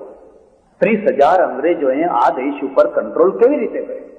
તે કાબુલથી લઈને રંગૂન સુધી, અને લાસાથી લઈને લંકા સુધી, કોલંબો સુધી, આ 30,000 અંગ્રેજો ઓછામાં ઓછા માણસોથી, ઓછામાં ઓછી પોલીસથી, ત્યારે SRP નથી, CRP નથી, ખાલી પોલીસ જ હતી. અને પોલીસે નાના પોલીસ સ્ટેશન, પણ પોલીસે બધી ઘસઘસાટ ઊંઘતી હોય. કોઈ ના પકડે બકરી નો કાન, એવું એક છે ને કવિતા છે ને, હરખ હવે તું કાળા કેર ગયા કરનાર, એ ઉપકાર ગણી ઈશ્વરનો, હરખ હવે તું હિન્દુસ્તાન. અંગ્રેજો ભલે ગયા, પણ અંગ્રેજો પાસેથી શીખવા જેવી 2 વસ્તુઓ છે. એક તો એનું વહીવટી તંત્ર, અને બીજું એની મુત્સદ્દીગીરી, એની કાબેલિયત, એનું શાણપણ. અને આ 2 માંથી આપણે એકે ન શીખ્યા.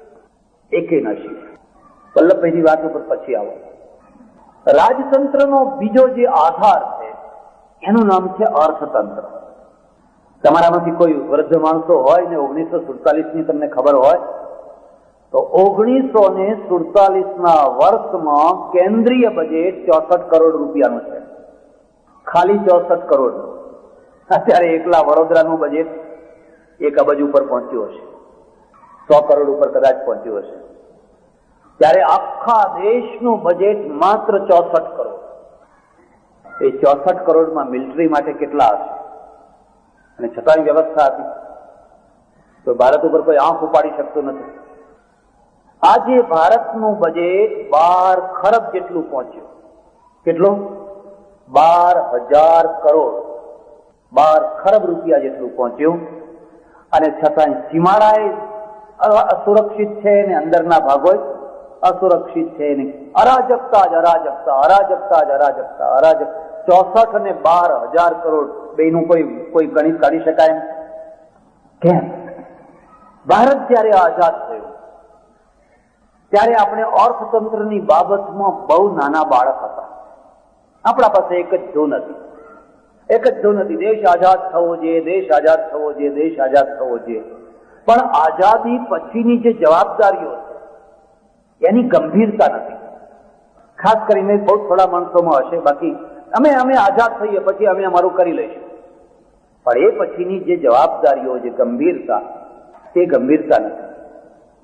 એટલે આ દેશના અર્થતંત્રને સમૃદ્ધ બનાવવું કેવી રીતે, એમાં બે ભેદ હતા, જમણેરીઓ અને ડાબેરીઓ, રાઇટિસ્ટ અને લેફ્ટિસ્ટ. તમારામાંથી ઘણાને કદાચ ખબર હશે. વલ્લભભાઈ જમણેરી હતા, જવાહરલાલ ડાબેરી હતા. વલ્લભભાઈ જમણેરી હતા. ચક્રવર્તી રાજગોપાલાચારી, રાજેન્દ્ર પ્રસાદ, વલ્લભભાઈ, આ બધા જમણેરીઓ હતા. અને નહેરુજી, બીજા ભાઈઓ, અને છેવટમાં ડાબેરીને પૂર્ણ ઓપ આપનાર આવ્યા કૃષ્ણ મેનન. દેશને ઘસડીને એકદમ રશિયા તરફ લઈ ગયા. આ બધા ડાબેરીઓ હતા. જમણેરીઓનું અર્થતંત્ર અને ડાબેરીઓના અર્થતંત્રમાં બહુ મોટું અંતર હતું. પ્રજાને આ વાતની કોઈ ગતાગમ નથી. પ્રજા એટલી પ્રાઉડ નથી. બસ એક જ લક્ષ્ય હતું કે હવે અમે આઝાદ થઈ ગયા, હવે અમે આઝાદ થઈ ગયા. પણ હવે આ દેશને પારકો રોટલો ખાવો, આપણે માગીને અનાજ લાવવું, જ્યારે જુઓ ત્યારે ભીખ માગવી, જ્યારે જુઓ ત્યારે પૈસા ઉઘરાવવા, કરવું શું? વલ્લભભાઈ લાંબો ટાઈમ જીવ્યા નહીં. એમને 2-3 વર્ષ મળ્યા, માળ 2-2.5 વર્ષ. 2-2.5 વર્ષમાં તો એમને ઘણું કામ કર્યું. પણ ચક્રવર્તી રાજગોપાલાચારી, એમણે આ દેશને સંદેશો આપ્યો કે આ દેશને જો સમૃદ્ધ બનાવવો હોય તો તમે સરકારી વ્યાપારને છોડી દો, સમાજવાદને છોડી દો, સમાજવાદના ભૂતને છોડી દો, લોકોને પોતાની યોગ્યતા પ્રમાણે કામ કરવા દો, વ્યાપારની છૂટ આપો, ઉદ્યોગોની છૂટ આપો, ધર્મની છૂટ આપો. તમે જાણતા હશો, પણ લોકોની મૂડીવાદી, પૂંજીવાદી એક ગાળ બનાવી દીધી. આજે તો તમે રશિયામાં જઈને જુઓ કે રશિયાની કેટલી મોટી દુર્દશા થઈ. 60-70 વર્ષની ભૂલોના પરિણામે રશિયા બરબાદ. અને ભારતને સિંગાપુર જેવું નાનું સરખું એક નગર, એ નગર રાજ્ય મુંબઈ જેવું, એ સિંગાપુર ભારતને મદદ કરે. આજે આપણે ત્યાં ધક્કા ખાઈ નથી. એ સિંગાપુર અમારા વેપારમાં રસ લેતું થાય અને અમને કંઈક મદદ કરે તો આપણે તો ઢાંકણીમાં પાણી લઈને ડૂબી મરવું. એનું કારણ શું? તમને ઘણાને ખબર નહીં હોય. એકલા ગુજરાતનું આજે બજેટ 32 અબજ રૂપિયાનું છે. 3,200 કરોડ. 32 અબજ રૂપિયાનું ગુજરાતનું બજેટ છે. એમાંથી 1.5 થી 2 અબજ જી બોર્ડને આપી દેવા પડે ખોટના, દર વર્ષે જી બોર્ડ. અને એ ખોટ વધવાની. એસટી 1.5-2 અબજ લઈ જાય, પછી આ સરકારી મિલો લઈ જાય, પછી જે બાકી હોય એ સરકારી નોકરો લઈ જાય.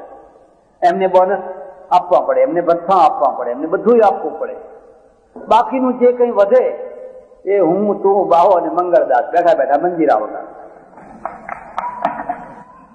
ક્યાં પૈસો ક્યાં જાય છે? એક મેટાડોર વાળો 10-12 માણસો લઈને યાત્રા કરાવવા નીકળે છે, અને જયારે 2000 કિલોમીટર યાત્રા કરીને લાવે છે 2000 રૂપિયા કમાય છે. એક એસટી 60-70 ની સીટની જગ્યાએ 125 માણસો અંદર ભરે છે, ઉભા રહેવાની જગ્યા નથી, અને 1.5 થી 2 અબજ રૂપિયાનું નુકસાન કરે. અને એ નુકસાન મારે ભરવું પડે, તમારે ભરવું પડે. કારણ કે સરકારે બધો વેપાર પોતાના હાથમાં લીધો. હા, એટલું સારું છે કે આ દેશની હજામતનો વેપાર જો સરકાર પોતાના હાથમાં લઈ લે અને રાષ્ટ્રીયકરણ કરી નાખે કે તમામ હજામતની દુકાનો સરકાર ચલાવશે. અને તો તમારે એમ સમજી લેવાનું કે એમાંય તમારે કેટલી ખોટ સરકારને ભરવી પડે. વલ્લભભાઈ આમાં સંમત નતા. વલ્લભભાઈ રાઇટિસ્ટ હતા, જમણેરી હતા. તમે જો સંદેશ વાંચતા હો, મેં સંદેશની અંદર લેખો લખેલા અને મેં કહેલું કે આ 45-50 વર્ષની અંદર દુનિયાના જેટલા દેશો ગોરી પ્રજા પાસેથી સ્વતંત્ર થયા બધાએ અર્થતંત્રનું દેવાળું કાઢી નાખ્યું. બધાએ થોડીક પીળી પ્રજાને બાદ કરીએ તો. પીળી પ્રજા એટલે જાપાન, કોરિયા, તાઇવાન, હોંગકોંગ, આ થોડી પીળી પ્રજા. અને એટલા માટે એ પ્રજા એમના સાથે એમના માર્ગે ચાલવા લાગી જમણી રીતે. હું તો કોરિયા બધે જઈ આવ્યો, ત્યાંના નગરો જુઓ તો યુરોપને ભૂલી જવા એવા નગરો છે. બાકીના આફ્રિકા, એશિયા બધા રાષ્ટ્રો અર્થતંત્ર, પાકિસ્તાનમાં જઈને જુઓ, બાંગ્લાદેશમાં જાઓ, અફઘાનિસ્તાનમાં જાઓ, બીજા કોઈ પણ આઝાદ થયેલા દેશમાં જઈને જુઓ, અર્થતંત્ર ખતમ. અને ખતમ થવાનું કારણ શું છે? બસ ખતમ થવાનું કારણ છે કારણ કે અર્થતંત્ર ચલાવતા આપણને આવડ્યું નહીં. અને આવડ્યું નહીં એટલે એનું પરિણામ એ આવ્યું કે આજે તમે એટલી બધી લોનો લીધેલી છે, એના એટલો વ્યાજ છે, અને વ્યાજ ચૂકવવા માટે તમારી પાસે પૈસા નથી. એટલે હવે તમારે સોનું આપવું પડે. પેલી તો ડાહી પ્રજા છે, લાવો સોનું લાવો, નહીં તો આગળનું ધિરાણ બંધ થઈ જશે. અને આગળનું ધિરાણ બંધ થાય તો આ પેટ્રોલ ક્યાંથી આવશે? અને પેટ્રોલ નહીં આવે તો આ વસ્તી તમને જીવવા નહીં દે. તો તમારું ધોવારણ કેવી રીતે ચાલશે? તો તમારા કારખાના કેવી રીતે ચાલશે? સોનું કેમ મૂકવું પડ્યું? અને આ સોનું મૂક્યું એટલે પહેલી હવે વાત પતી ગઈ એમ ના સમજી લેશું. આ સોનું કોને મુકાવડાયું? જે લોકોને અર્થતંત્રની ગતાગમ નથી એ લોકો. બસ કિસાનો કે કર્જે માફ, બુનકરો કે કર્જે માફ, કોના બાપની દિવાળી? તમારા ઘરનું છે. ચાણક્યએ અર્થશાસ્ત્રમાં લખ્યું છે કે વિત્ત મંત્રી કેવો હોય? સંન્યાસીના કમંડળ જેવો. સંન્યાસીનું કમંડળ હોય ને એની ઉપમા આપી. એમાં પાણી ભરાય તો બહુ જલ્દી, પણ નીકળે ધીમે ધીમે, બહુ ધીમું ધીમું નીકળે. હવે આ લોકોએ ઉલટું કરી દીધું કે પેલું જે નીકળવાનું હતું એને ભરવાનું બનાવી દીધું, અને જે ભરવાનું હતું ત્યાં બસ કાઢો જે આવે એને. અહીં મંડેલા આવ્યા, $50 લાખ એમને આપ્યા. ભારતે નેલ્સન મંડેલાને $50 લાખ આપ્યા. જાપાને કેટલા આપ્યા ખબર છે? $5 લાખ. ભારત મોટું, જાપાન મોટું? જાપાને 5 લાખ આપ્યા. કાંઈ તો છાશમાં માખણ જાય અને ઉપરથી બહુ કોના બાપની દુનિયા છે? 50 લાખ. અરે પેલું જાપાન ડાયું, એનું અર્થતંત્ર તો અમેરિકા કરતા સમૃદ્ધ અર્થતંત્ર છે. એને જોયું કે આ એક કાર્યકર્તા છે, એક પાર્ટીનો કાર્યકર્તા છે, આ કોઈ રાષ્ટ્ર નથી. ભવિષ્યમાં થશે ત્યારે જોયું જશે. અર્થતંત્ર બરબાદ થઈ ગયું. અને બધા આ એકલા ભારતની વાત નથી. એનું પરિણામ એ આવશે કે આવનારા વર્ષોમાં આ બધા દેશો ફરી પાછા ગુલામ થવાના. અને ફરી જે ગુલામી આવશે એ રાજકીય ગુલામી નહીં. તમારો ઝંડો એનો એ ત્રિરંગો રહેશે. તમારો રાષ્ટ્રપતિ હશે, તમારો પ્રધાનમંત્રી હશે, તમારી નોટો હશે, તમારા સિક્કા હશે, બધું તમારું હશે. પણ તમારી અર્થતંત્રની ચોટી અને રક્ષાતંત્રની ચોટી ને વિદેશ નીતિની ચોટી G7 ના હાથમાં. G7 એટલે દુનિયાના સમૃદ્ધ 7 રાષ્ટ્રો યુનિયન બનાવી દીધું. G7 બહુ જલ્દીથી જોઈ લીધું આવનારી દુનિયા કેવી છે. આ બધા પોતાના દેશને સંભાળી શકવાના નથી સંભાળી શકવાના. એનું કારણ શું છે? પછી એનું કારણ કે આપણે લેફ્ટિસ્ટ થયા અર્થતંત્ર. તમે તાંજાનિયામાં જઈને જુઓ, આફ્રિકામાં જે રાષ્ટ્રો સામ્યવાદના રવાડે ચડ્યા બરબાદ થઈ ગયા, ખાવાને અનાજ ન રહ્યું. જે લોકોએ અંગ્રેજ અમેરિકા સાથે કોઓપરેશન કર્યું એ આજે સમૃદ્ધ છે, સુખી છે. કેન્યા અને ટાંજાનિયા બંનેનો ફરક જુઓ, મલાવીનો ફરક જોઈ શકો તમે, જામ્બિયાનો ફરક જોઈ શકો, બરબાદ થઈ ગયા. એટલે રાજતંત્રનો બીજો પાયો અર્થતંત્ર છે.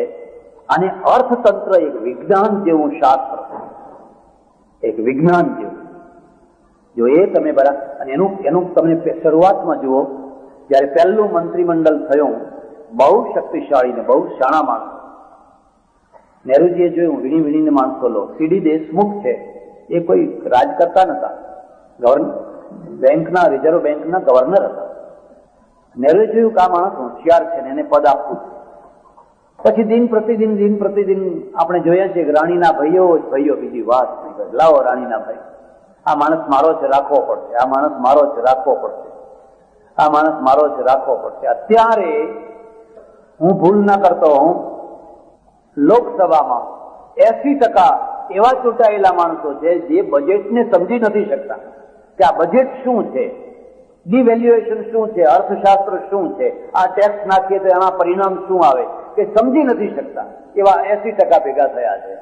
અને હાથ ઊંચો કરવાનો કે ત્યારે કરી આપે, વળી પાછા અહીંયા આવીને કે હવે તમે હાથ ઊંચો કરો એટલે તમે કરી આપો જ પાછો. એમાં એમનો એકલો વાંક નથી પાછો. અંતે તો આપણે બધા એમાં જ આવી ગયા. રાજતંત્રનો ત્રીજો પાયો રક્ષાતંત્ર છે. બ્રિટેન કેમ સફળ રહ્યું એમાં ચાણક્યના સૂત્રો છે. પહેલું સૂત્ર છે તમારી પાસે સશક્ત મિલિટરી હોવી જોઈએ, અને એવી હોવી જોઈએ કે તમે ગમે ત્યારે યુદ્ધ કરવા તૈયાર હો. તમારી બોલેલી વાતનો પડઘો ત્યારે પડશે જ્યારે તમારા બાવડામાં જોર હશે. તમારા બાવડામાં જોર નહીં હોય અને તમે ઊંચામાં ઊંચી વાતો કરશો તો લોકો એને મશ્કરી સમજીને હસી કાઢશે. ક્યાં તમારો પડઘો પડે છે?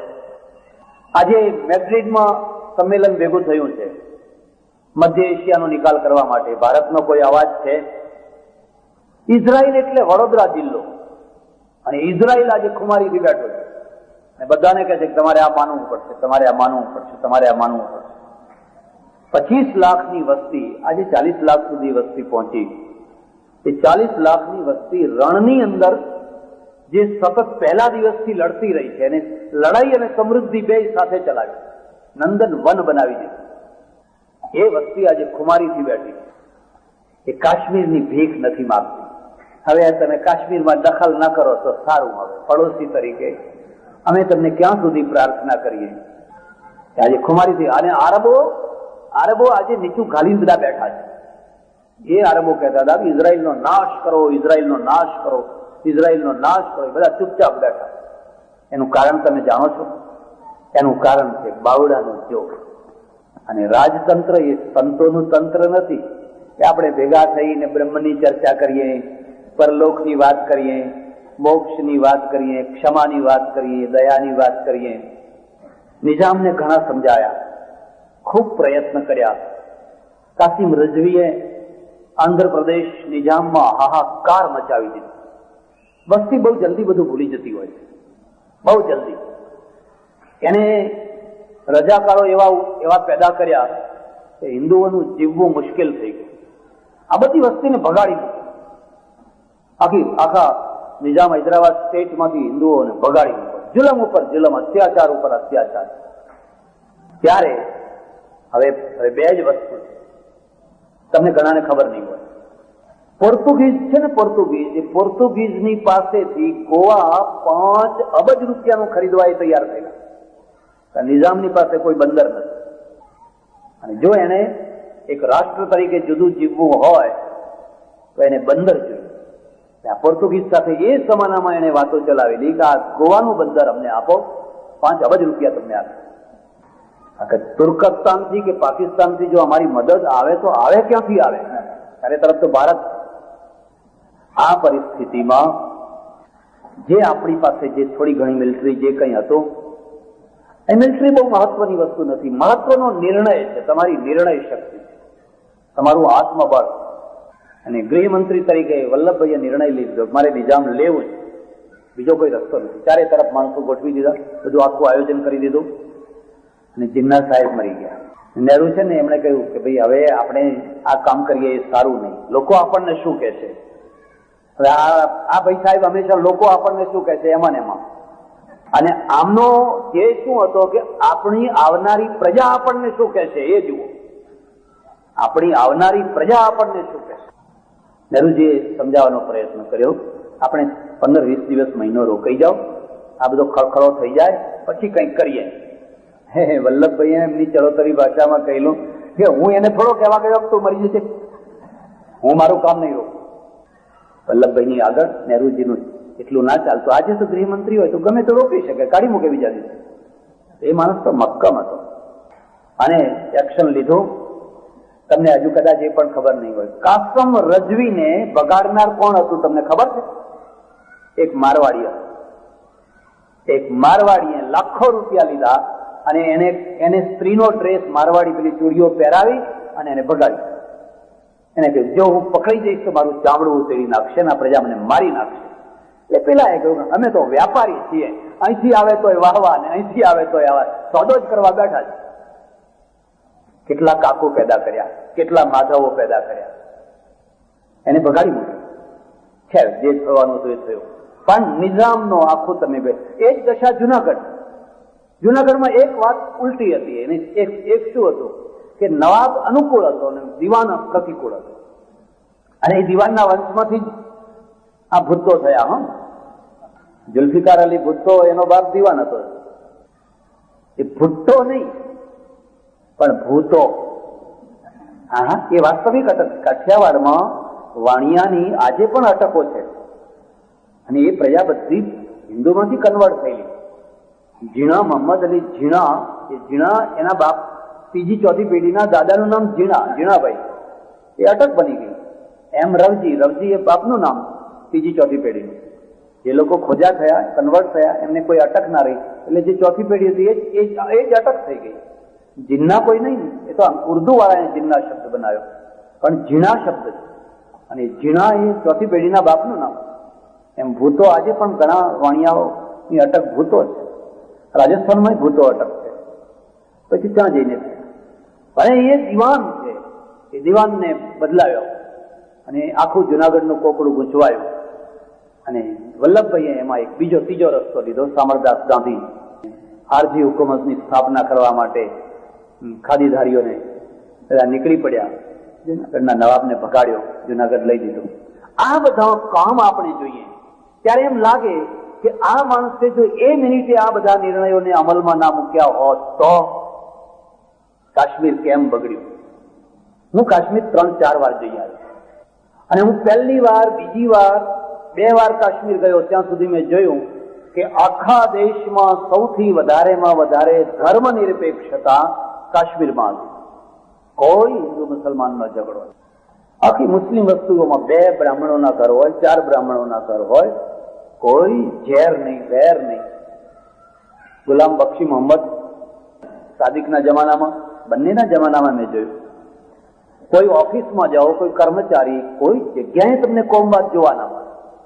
સારામાં સારું સ્ટેટ.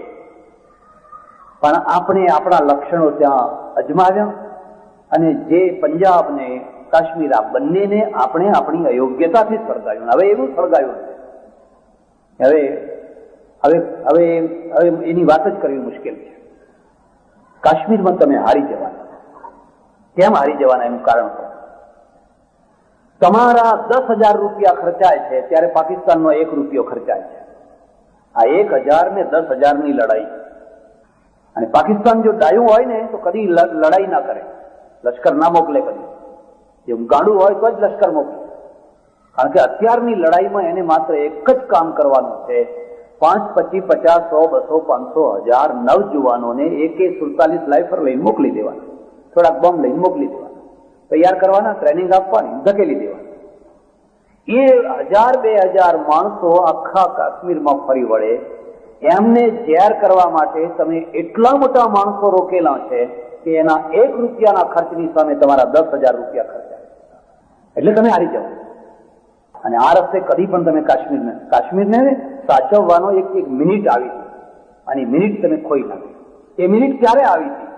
જ્યારે અફઘાનિસ્તાનમાં રશિયાનું અડધું લશ્કર પડ્યું હતું અને જ્યારે પાકિસ્તાનનું અડધું લશ્કર અફઘાનિસ્તાનની બોર્ડર ઉપર મૂકવું પડ્યું હતું. એટલે અફઘાનિસ્તાનની બોર્ડર ઉપર એક ભીંસ હતી. એ સમયે તમારા પાસે મિનિટ આવી, ચાસણીનો તાર આવ્યો. એ સમયે જો તમે મક્કમ થઈ અને પોલિટિશિયન રૂપ બરાબર ઠીક કરીને જો યાહોમ કર્યું હોત તો તમે કર્યું હોત, તો તમે ઇતિહાસ સર્જી દીધો હોત. પણ નહીં કરી શકાય. હિન્દુ માઇન્ડ, ખોટું ના લગાવશો, આક્રમક નથી.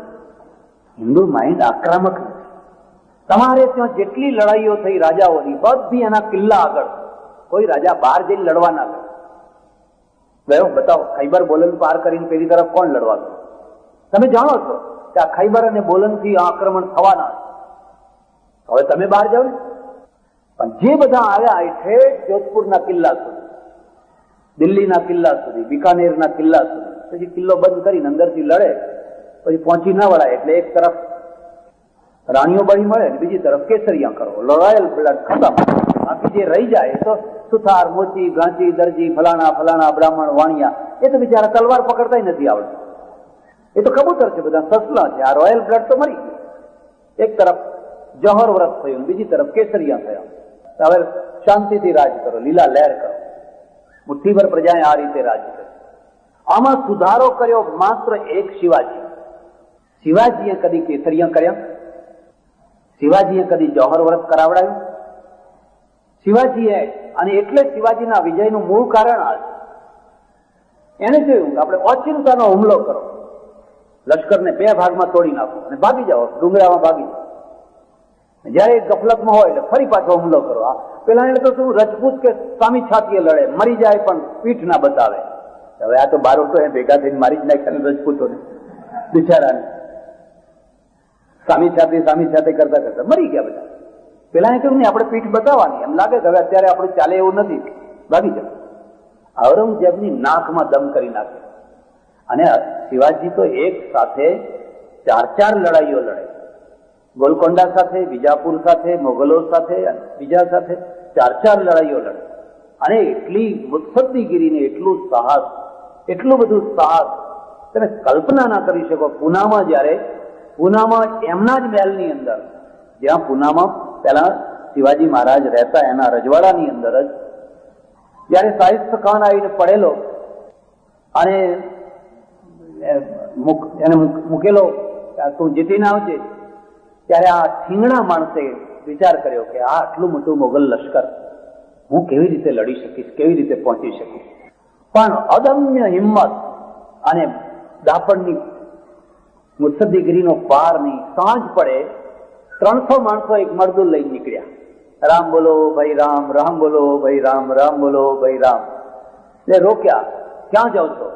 આ મરી ગયું છે ને અમારે સ્મશાને લઈ જવાનું છે અને ફલાણું સ્મશાન છે ત્યાં જવાનું છે. બધા અચ્છા જાઓ. અને એ 300 ખરેખર મરદું નતું, એમાં હથિયારો હતા. અને આ 300 છે મરાઠાઓ હતા, માવડા મરાઠા. જ્યાં પેલો રહેતો હતો એ તો એનું પોતાનું જ ઘર હતું, એ તો એના બધા ભેદ જાણતો. રાત્રે ત્યાં પહોંચી ગયા અને શિવાજી મહારાજ સ્વયં પોતે એના નજીકના તંબુ પાસે જઈને અંદર પ્રવેશ કર્યો. સુતેલો માણસ, એના ઉપર તલવારનો પ્રહાર કર્યો તો પેલી દાસીઓએ દીવો બોલાવી ઓલવી નાખ્યો. દીવો ઓલવી નાખ્યો એટલે પેલો ભાગી છૂટ્યો, આંગળા કપાઈ ગયા. પણ એ આંગળા કપાઈ ગયા એ એના સેનાપતિના આંગળા ના કપાયા, મોગલ સલ્તનતના આંગળા કપાયા. એ ધ્રુજી ઉઠ્યા, અમારા ઘરમાં આવીને માણસ બેસી.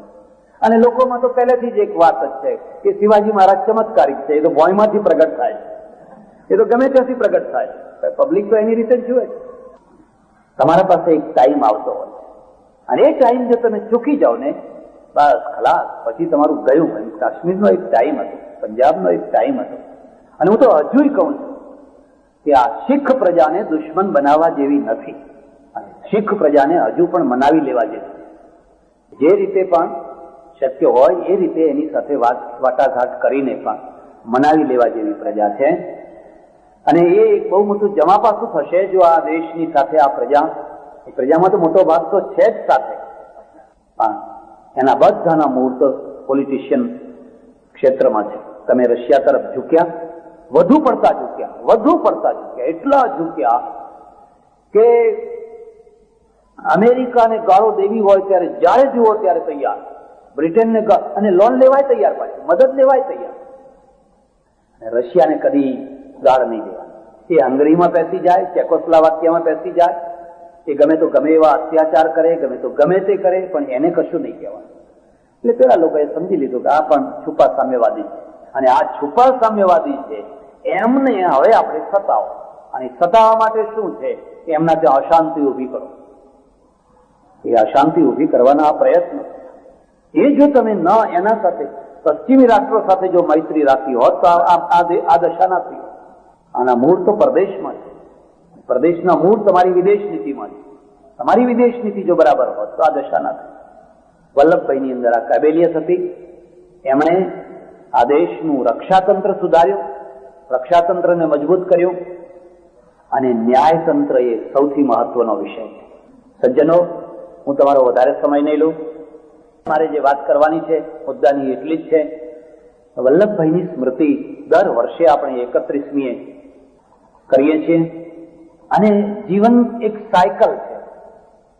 એક સાયકલ છે, એને બે પેડલ છે, અનુભૂતિ અને સ્મૃતિ. અનુભૂતિ અને સ્મૃતિ.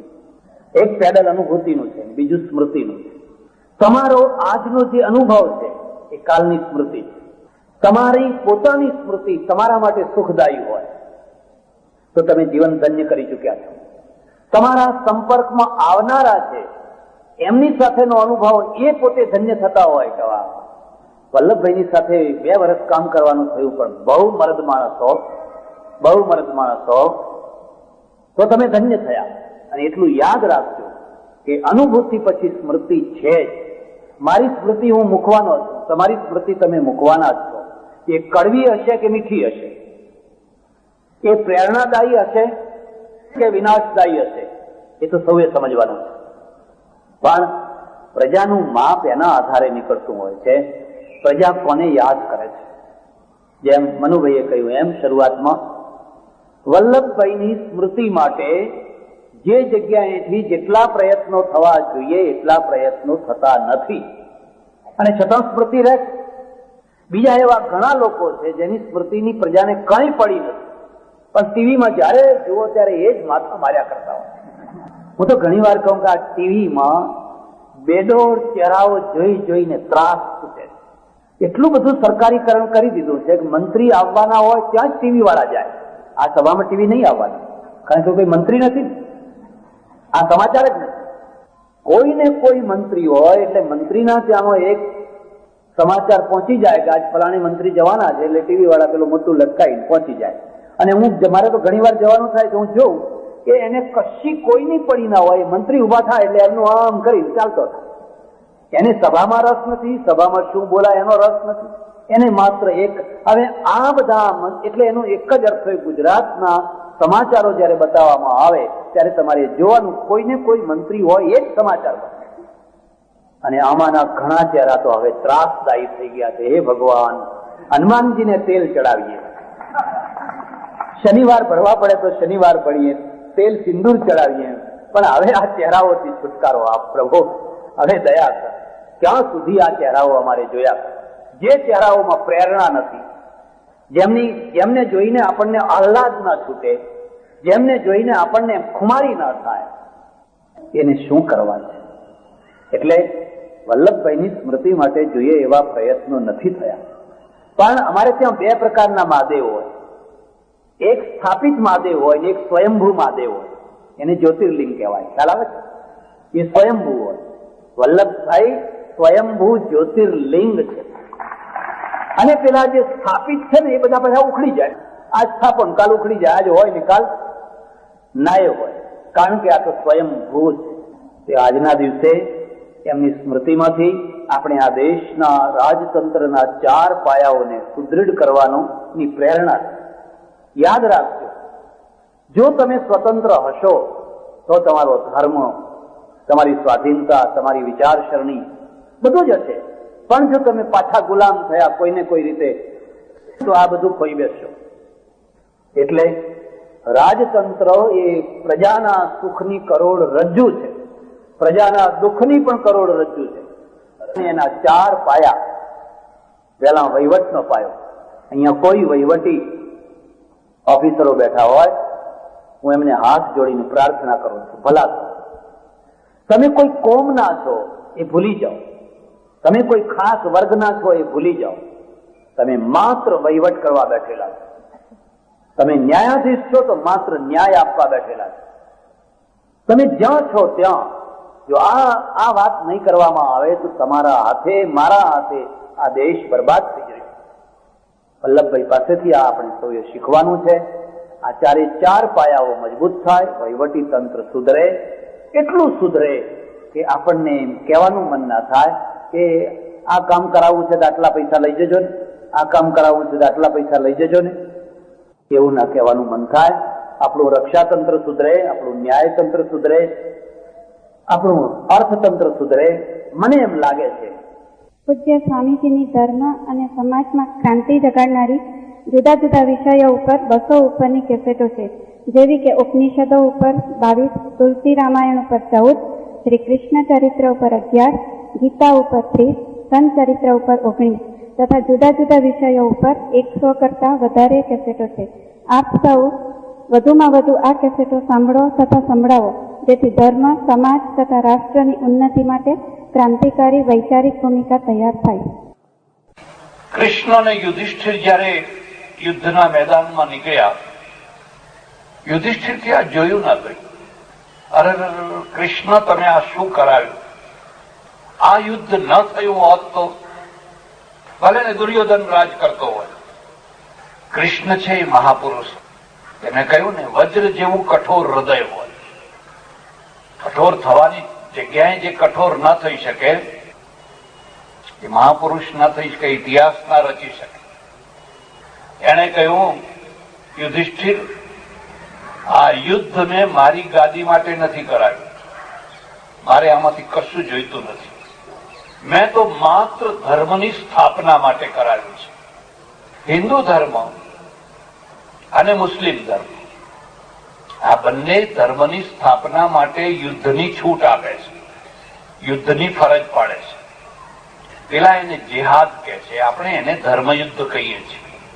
ધર્મયુદ્ધ કરવાના સમયે જો તમે ધર્મયુદ્ધ ન કરો અને પછી ગમે એટલા પાઠ, પૂજા, હોમ, હવન, યજ્ઞ બધું કરવા બેસી જાઓ, અધર્મ જ વધી જવાનું. ભારતને આજે એ જ પ્રશ્ન નડે છે. 71ના યુદ્ધ પછી તમે યુદ્ધ ન કર્યું અને ન કરવાના પરિણામ આજે તમે ભોગવી રહ્યા છો. જ્યારે તમારે યુદ્ધ કરવાની અનુકૂળતા હતી ત્યારે તમે યુદ્ધ ન કર્યું અને હવે જરાય અનુકૂળતા નથી, આજે યુદ્ધ કરી શકાય એવું નથી, ત્યારે તમને એટલા પ્રશ્નો સતાવે છે કે કાશ્મીરની વાત જવા દો, દિલ્હીનો લાલ કિલ્લો સુરક્ષિત નથી. આટલી હદે આ જે બધા ઉત્પાતો વધ્યા, એમાં પેલાનો દોષ દેવાની જરૂર નથી, દોષ આપણો છે. ઉદયને મારવાથી ઉદયનો પ્રશ્ન સોલ્વ નથી થતો, ઉદયની રાણીને મારવાથી ઉદયનો પ્રશ્ન સોલ્વ થાય છે. ઉદયની રાણી હોય એને તમે જીવતી રાખો અને એક બે ઉદય હાથમાં આવે એને મસળી નાખો કે વાહ, એથી કઈ પ્રશ્ન નથી ઉકેલાવાનો. એની રાણી જે રોજની હજારો ઉદયો જન્મ આપે છે, જ્યાં સુધી તમારો હાથ પહોંચવો જોઈએ, પણ ઘણું ગુમાવી દીધું છે. મારે બધી અત્યારે એ ચર્ચા નથી કરવી, પણ તમે આ મુદ્દાને સમજી લીધો. ધર્મ યુદ્ધ છે એ પણ ધર્મનો એક મહત્વનો ભાગ છે, અંશ છે, અને સમય રહેતો કરવું જ જોઈએ. જેના મગજમાં આ બધી વાતો ના હોય એને કદી રાજગાદીની ખુરશી ઉપર ના બેસવા દેવો જોઈએ. એને કમંડળ આપીને કે હું જાઓ, મુનિપણું ધારણ કરો, જંગલમાં જાઓ ને ભગવાનનું ભજન કરો. કૃષ્ણે કહ્યું, તને ખબર છે, જો આ યુદ્ધ ના કર્યું હોત તો કોઈ દ્રૌપદી સુરક્ષિત ફરી ન શકી હોત, કોઈ માણસ સુરક્ષિત ફરી ન શક્યો હોત. એમાં એક દ્રશ્ય જોયું, ગાંધારી વિલાપ કરે છે, અરે દુર્યોધન, દુશાસન, ફલાણા ફલાણા ફલાણા, 100 પુત્રોના મળદા પડ્યા છે ને ભયંકર વિલાપ કરે છે, કાળજું ફાડી નાખે એવો વિલાપ કરે છે. કૃષ્ણ વિચલિત નથી, યુધિષ્ઠિર વિચલિત છે. અરે આ મારી જનેતા જેવી અને આ દશા. કૃષ્ણ કહે છે, ઉભો રે, જો તું જો, તને હજુ દુનિયાની પૂરી ખબર નથી. વિલાપ કરવા માટે એક બીજો નિયમ તમને બતાવું. કોઈને જલ્દી છાનો રાખવો હોય તો એને વારો નહીં, રોવા દો, એની મેળે છાનો રહી જશે. અને જો તમારે લાંબો ટાઈમ સુધી એને રોવડાવવો હોય તો છાનો રે છાનો રે છાનો રે કદી છાનો રહેશે. ઇઝરાયલ ગયેલો આ ત્યાં રખડીને, એટલે પછી એક બાંકડા ઉપર બેઠો, બધું સામે દેખાય, સામે જ રોડ, ફૂટપાથ. 2 સ્ત્રીઓ, ઇઝરાયેલી 2 સ્ત્રીઓ અને એક આવડું છોકરું એ તણ નીકળ્યા. આમાં છોકરું આગળ જરા ઉતાવળે દોડતું ધડામ જઈને પડ્યું એટલે રડવા માંડ્યું. એટલે મને એકવાર ઈચ્છા થઈ કે હું ઉભો થઈને એને ઊભું કરી આપું, પણ પછી થયું ના ના, આ કઈ ઊંઝા થોડું છે, આ દેશના કેવા રિવાજ હોય ને કેવા ના હોય બધો વિચાર કરવો પડે. એની માં હતી એ આવી અને આવીને ચૂપચાપ ઉભી રહી અને છોકરું પડ્યું પડ્યું રડે છે. એની માં હાથ નથી લંબાવતી. અને થોડી વાર થઈ એટલે ધૂળ ખંખેરીને ઊભું થયું, આંગળી પકડીને ચાલવા માંડ્યું. તો હું વિચાર કર્યો કે આ માને કોઈ દયા નહીં આવી હોય, આ માને કોઈ લાગણીઓ નહીં હોય, કેમ એ ઉભી રહી અને ઊભું કે હા મારો કીડીની માને મારી એમ કરીને પાછા જોડું કાઢે. આપણી માં હોય તો શું કરે ને, ચાટીએ દાબી દે, આમ કરી દે, ભાઈને ક્યાં વાગ્યું ને ભાઈને આમ થયું ને ભાઈને આમ થયું, એ ચાલતા થયા. અને પછી મને એમાંથી બોધપાઠ મળ્યો, પડેલાને જાતે ઉભો થવા દો, એને બહુ ઉભા થવા કરવાની ટેવ ના પાડો. જો આપણા છોકરાને બચપણથી જ જરાક થાય કે હો ભાઈને આમ થયું ભાઈને આમ થયું, હવે આખી જિંદગી ભાઈ જો ગંજ બજારમાં જરાક ફટકો પડ્યો નહીં પછી રડવા બેઠા છે, અને પછી ભેગા થાય તો માળ છાના રહે. અરે જિંદગી છે એમાં ઠોકરો વાગવાની જ છે, ઠોકરો વિનાની જિંદગી હોય જ નહીં. અને જો ઠોકરો વાગવાની છે તો માણસ પડવાનો જ છે.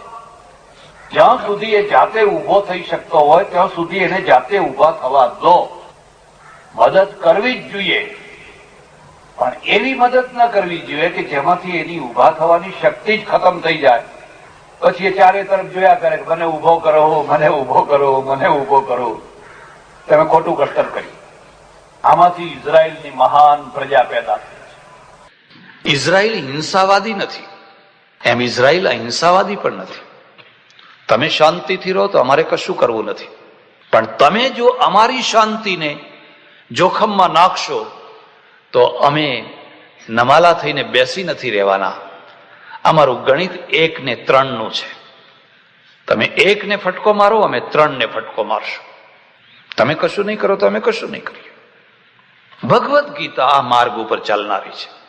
આપણા ત્યાં અહિંસાની પરાકાષ્ઠા આવી ગઈ.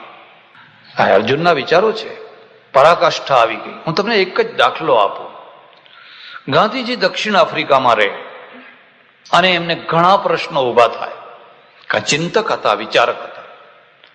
શ્રીમદ રાજચંદ્રને એમણે 27 પ્રશ્નો પૂછ્યા.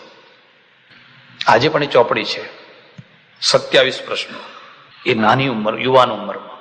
અને એમાંનો એક પ્રશ્ન એમણે એવો પૂછ્યો કે હું જતો હોઉં એક સાંકડી ગલીમાં અને સામેથી એક ઝેરી સાપ ફૂંફાડા મારતો આવતો હોય અને મને ખાતરી હોય કે આ સાપ મને કરડવાનો છે અને મને મારી નાખશે, તો હવે મારે એ સાપને મારી નાખવો કે સર્પને કરડવા દેવો?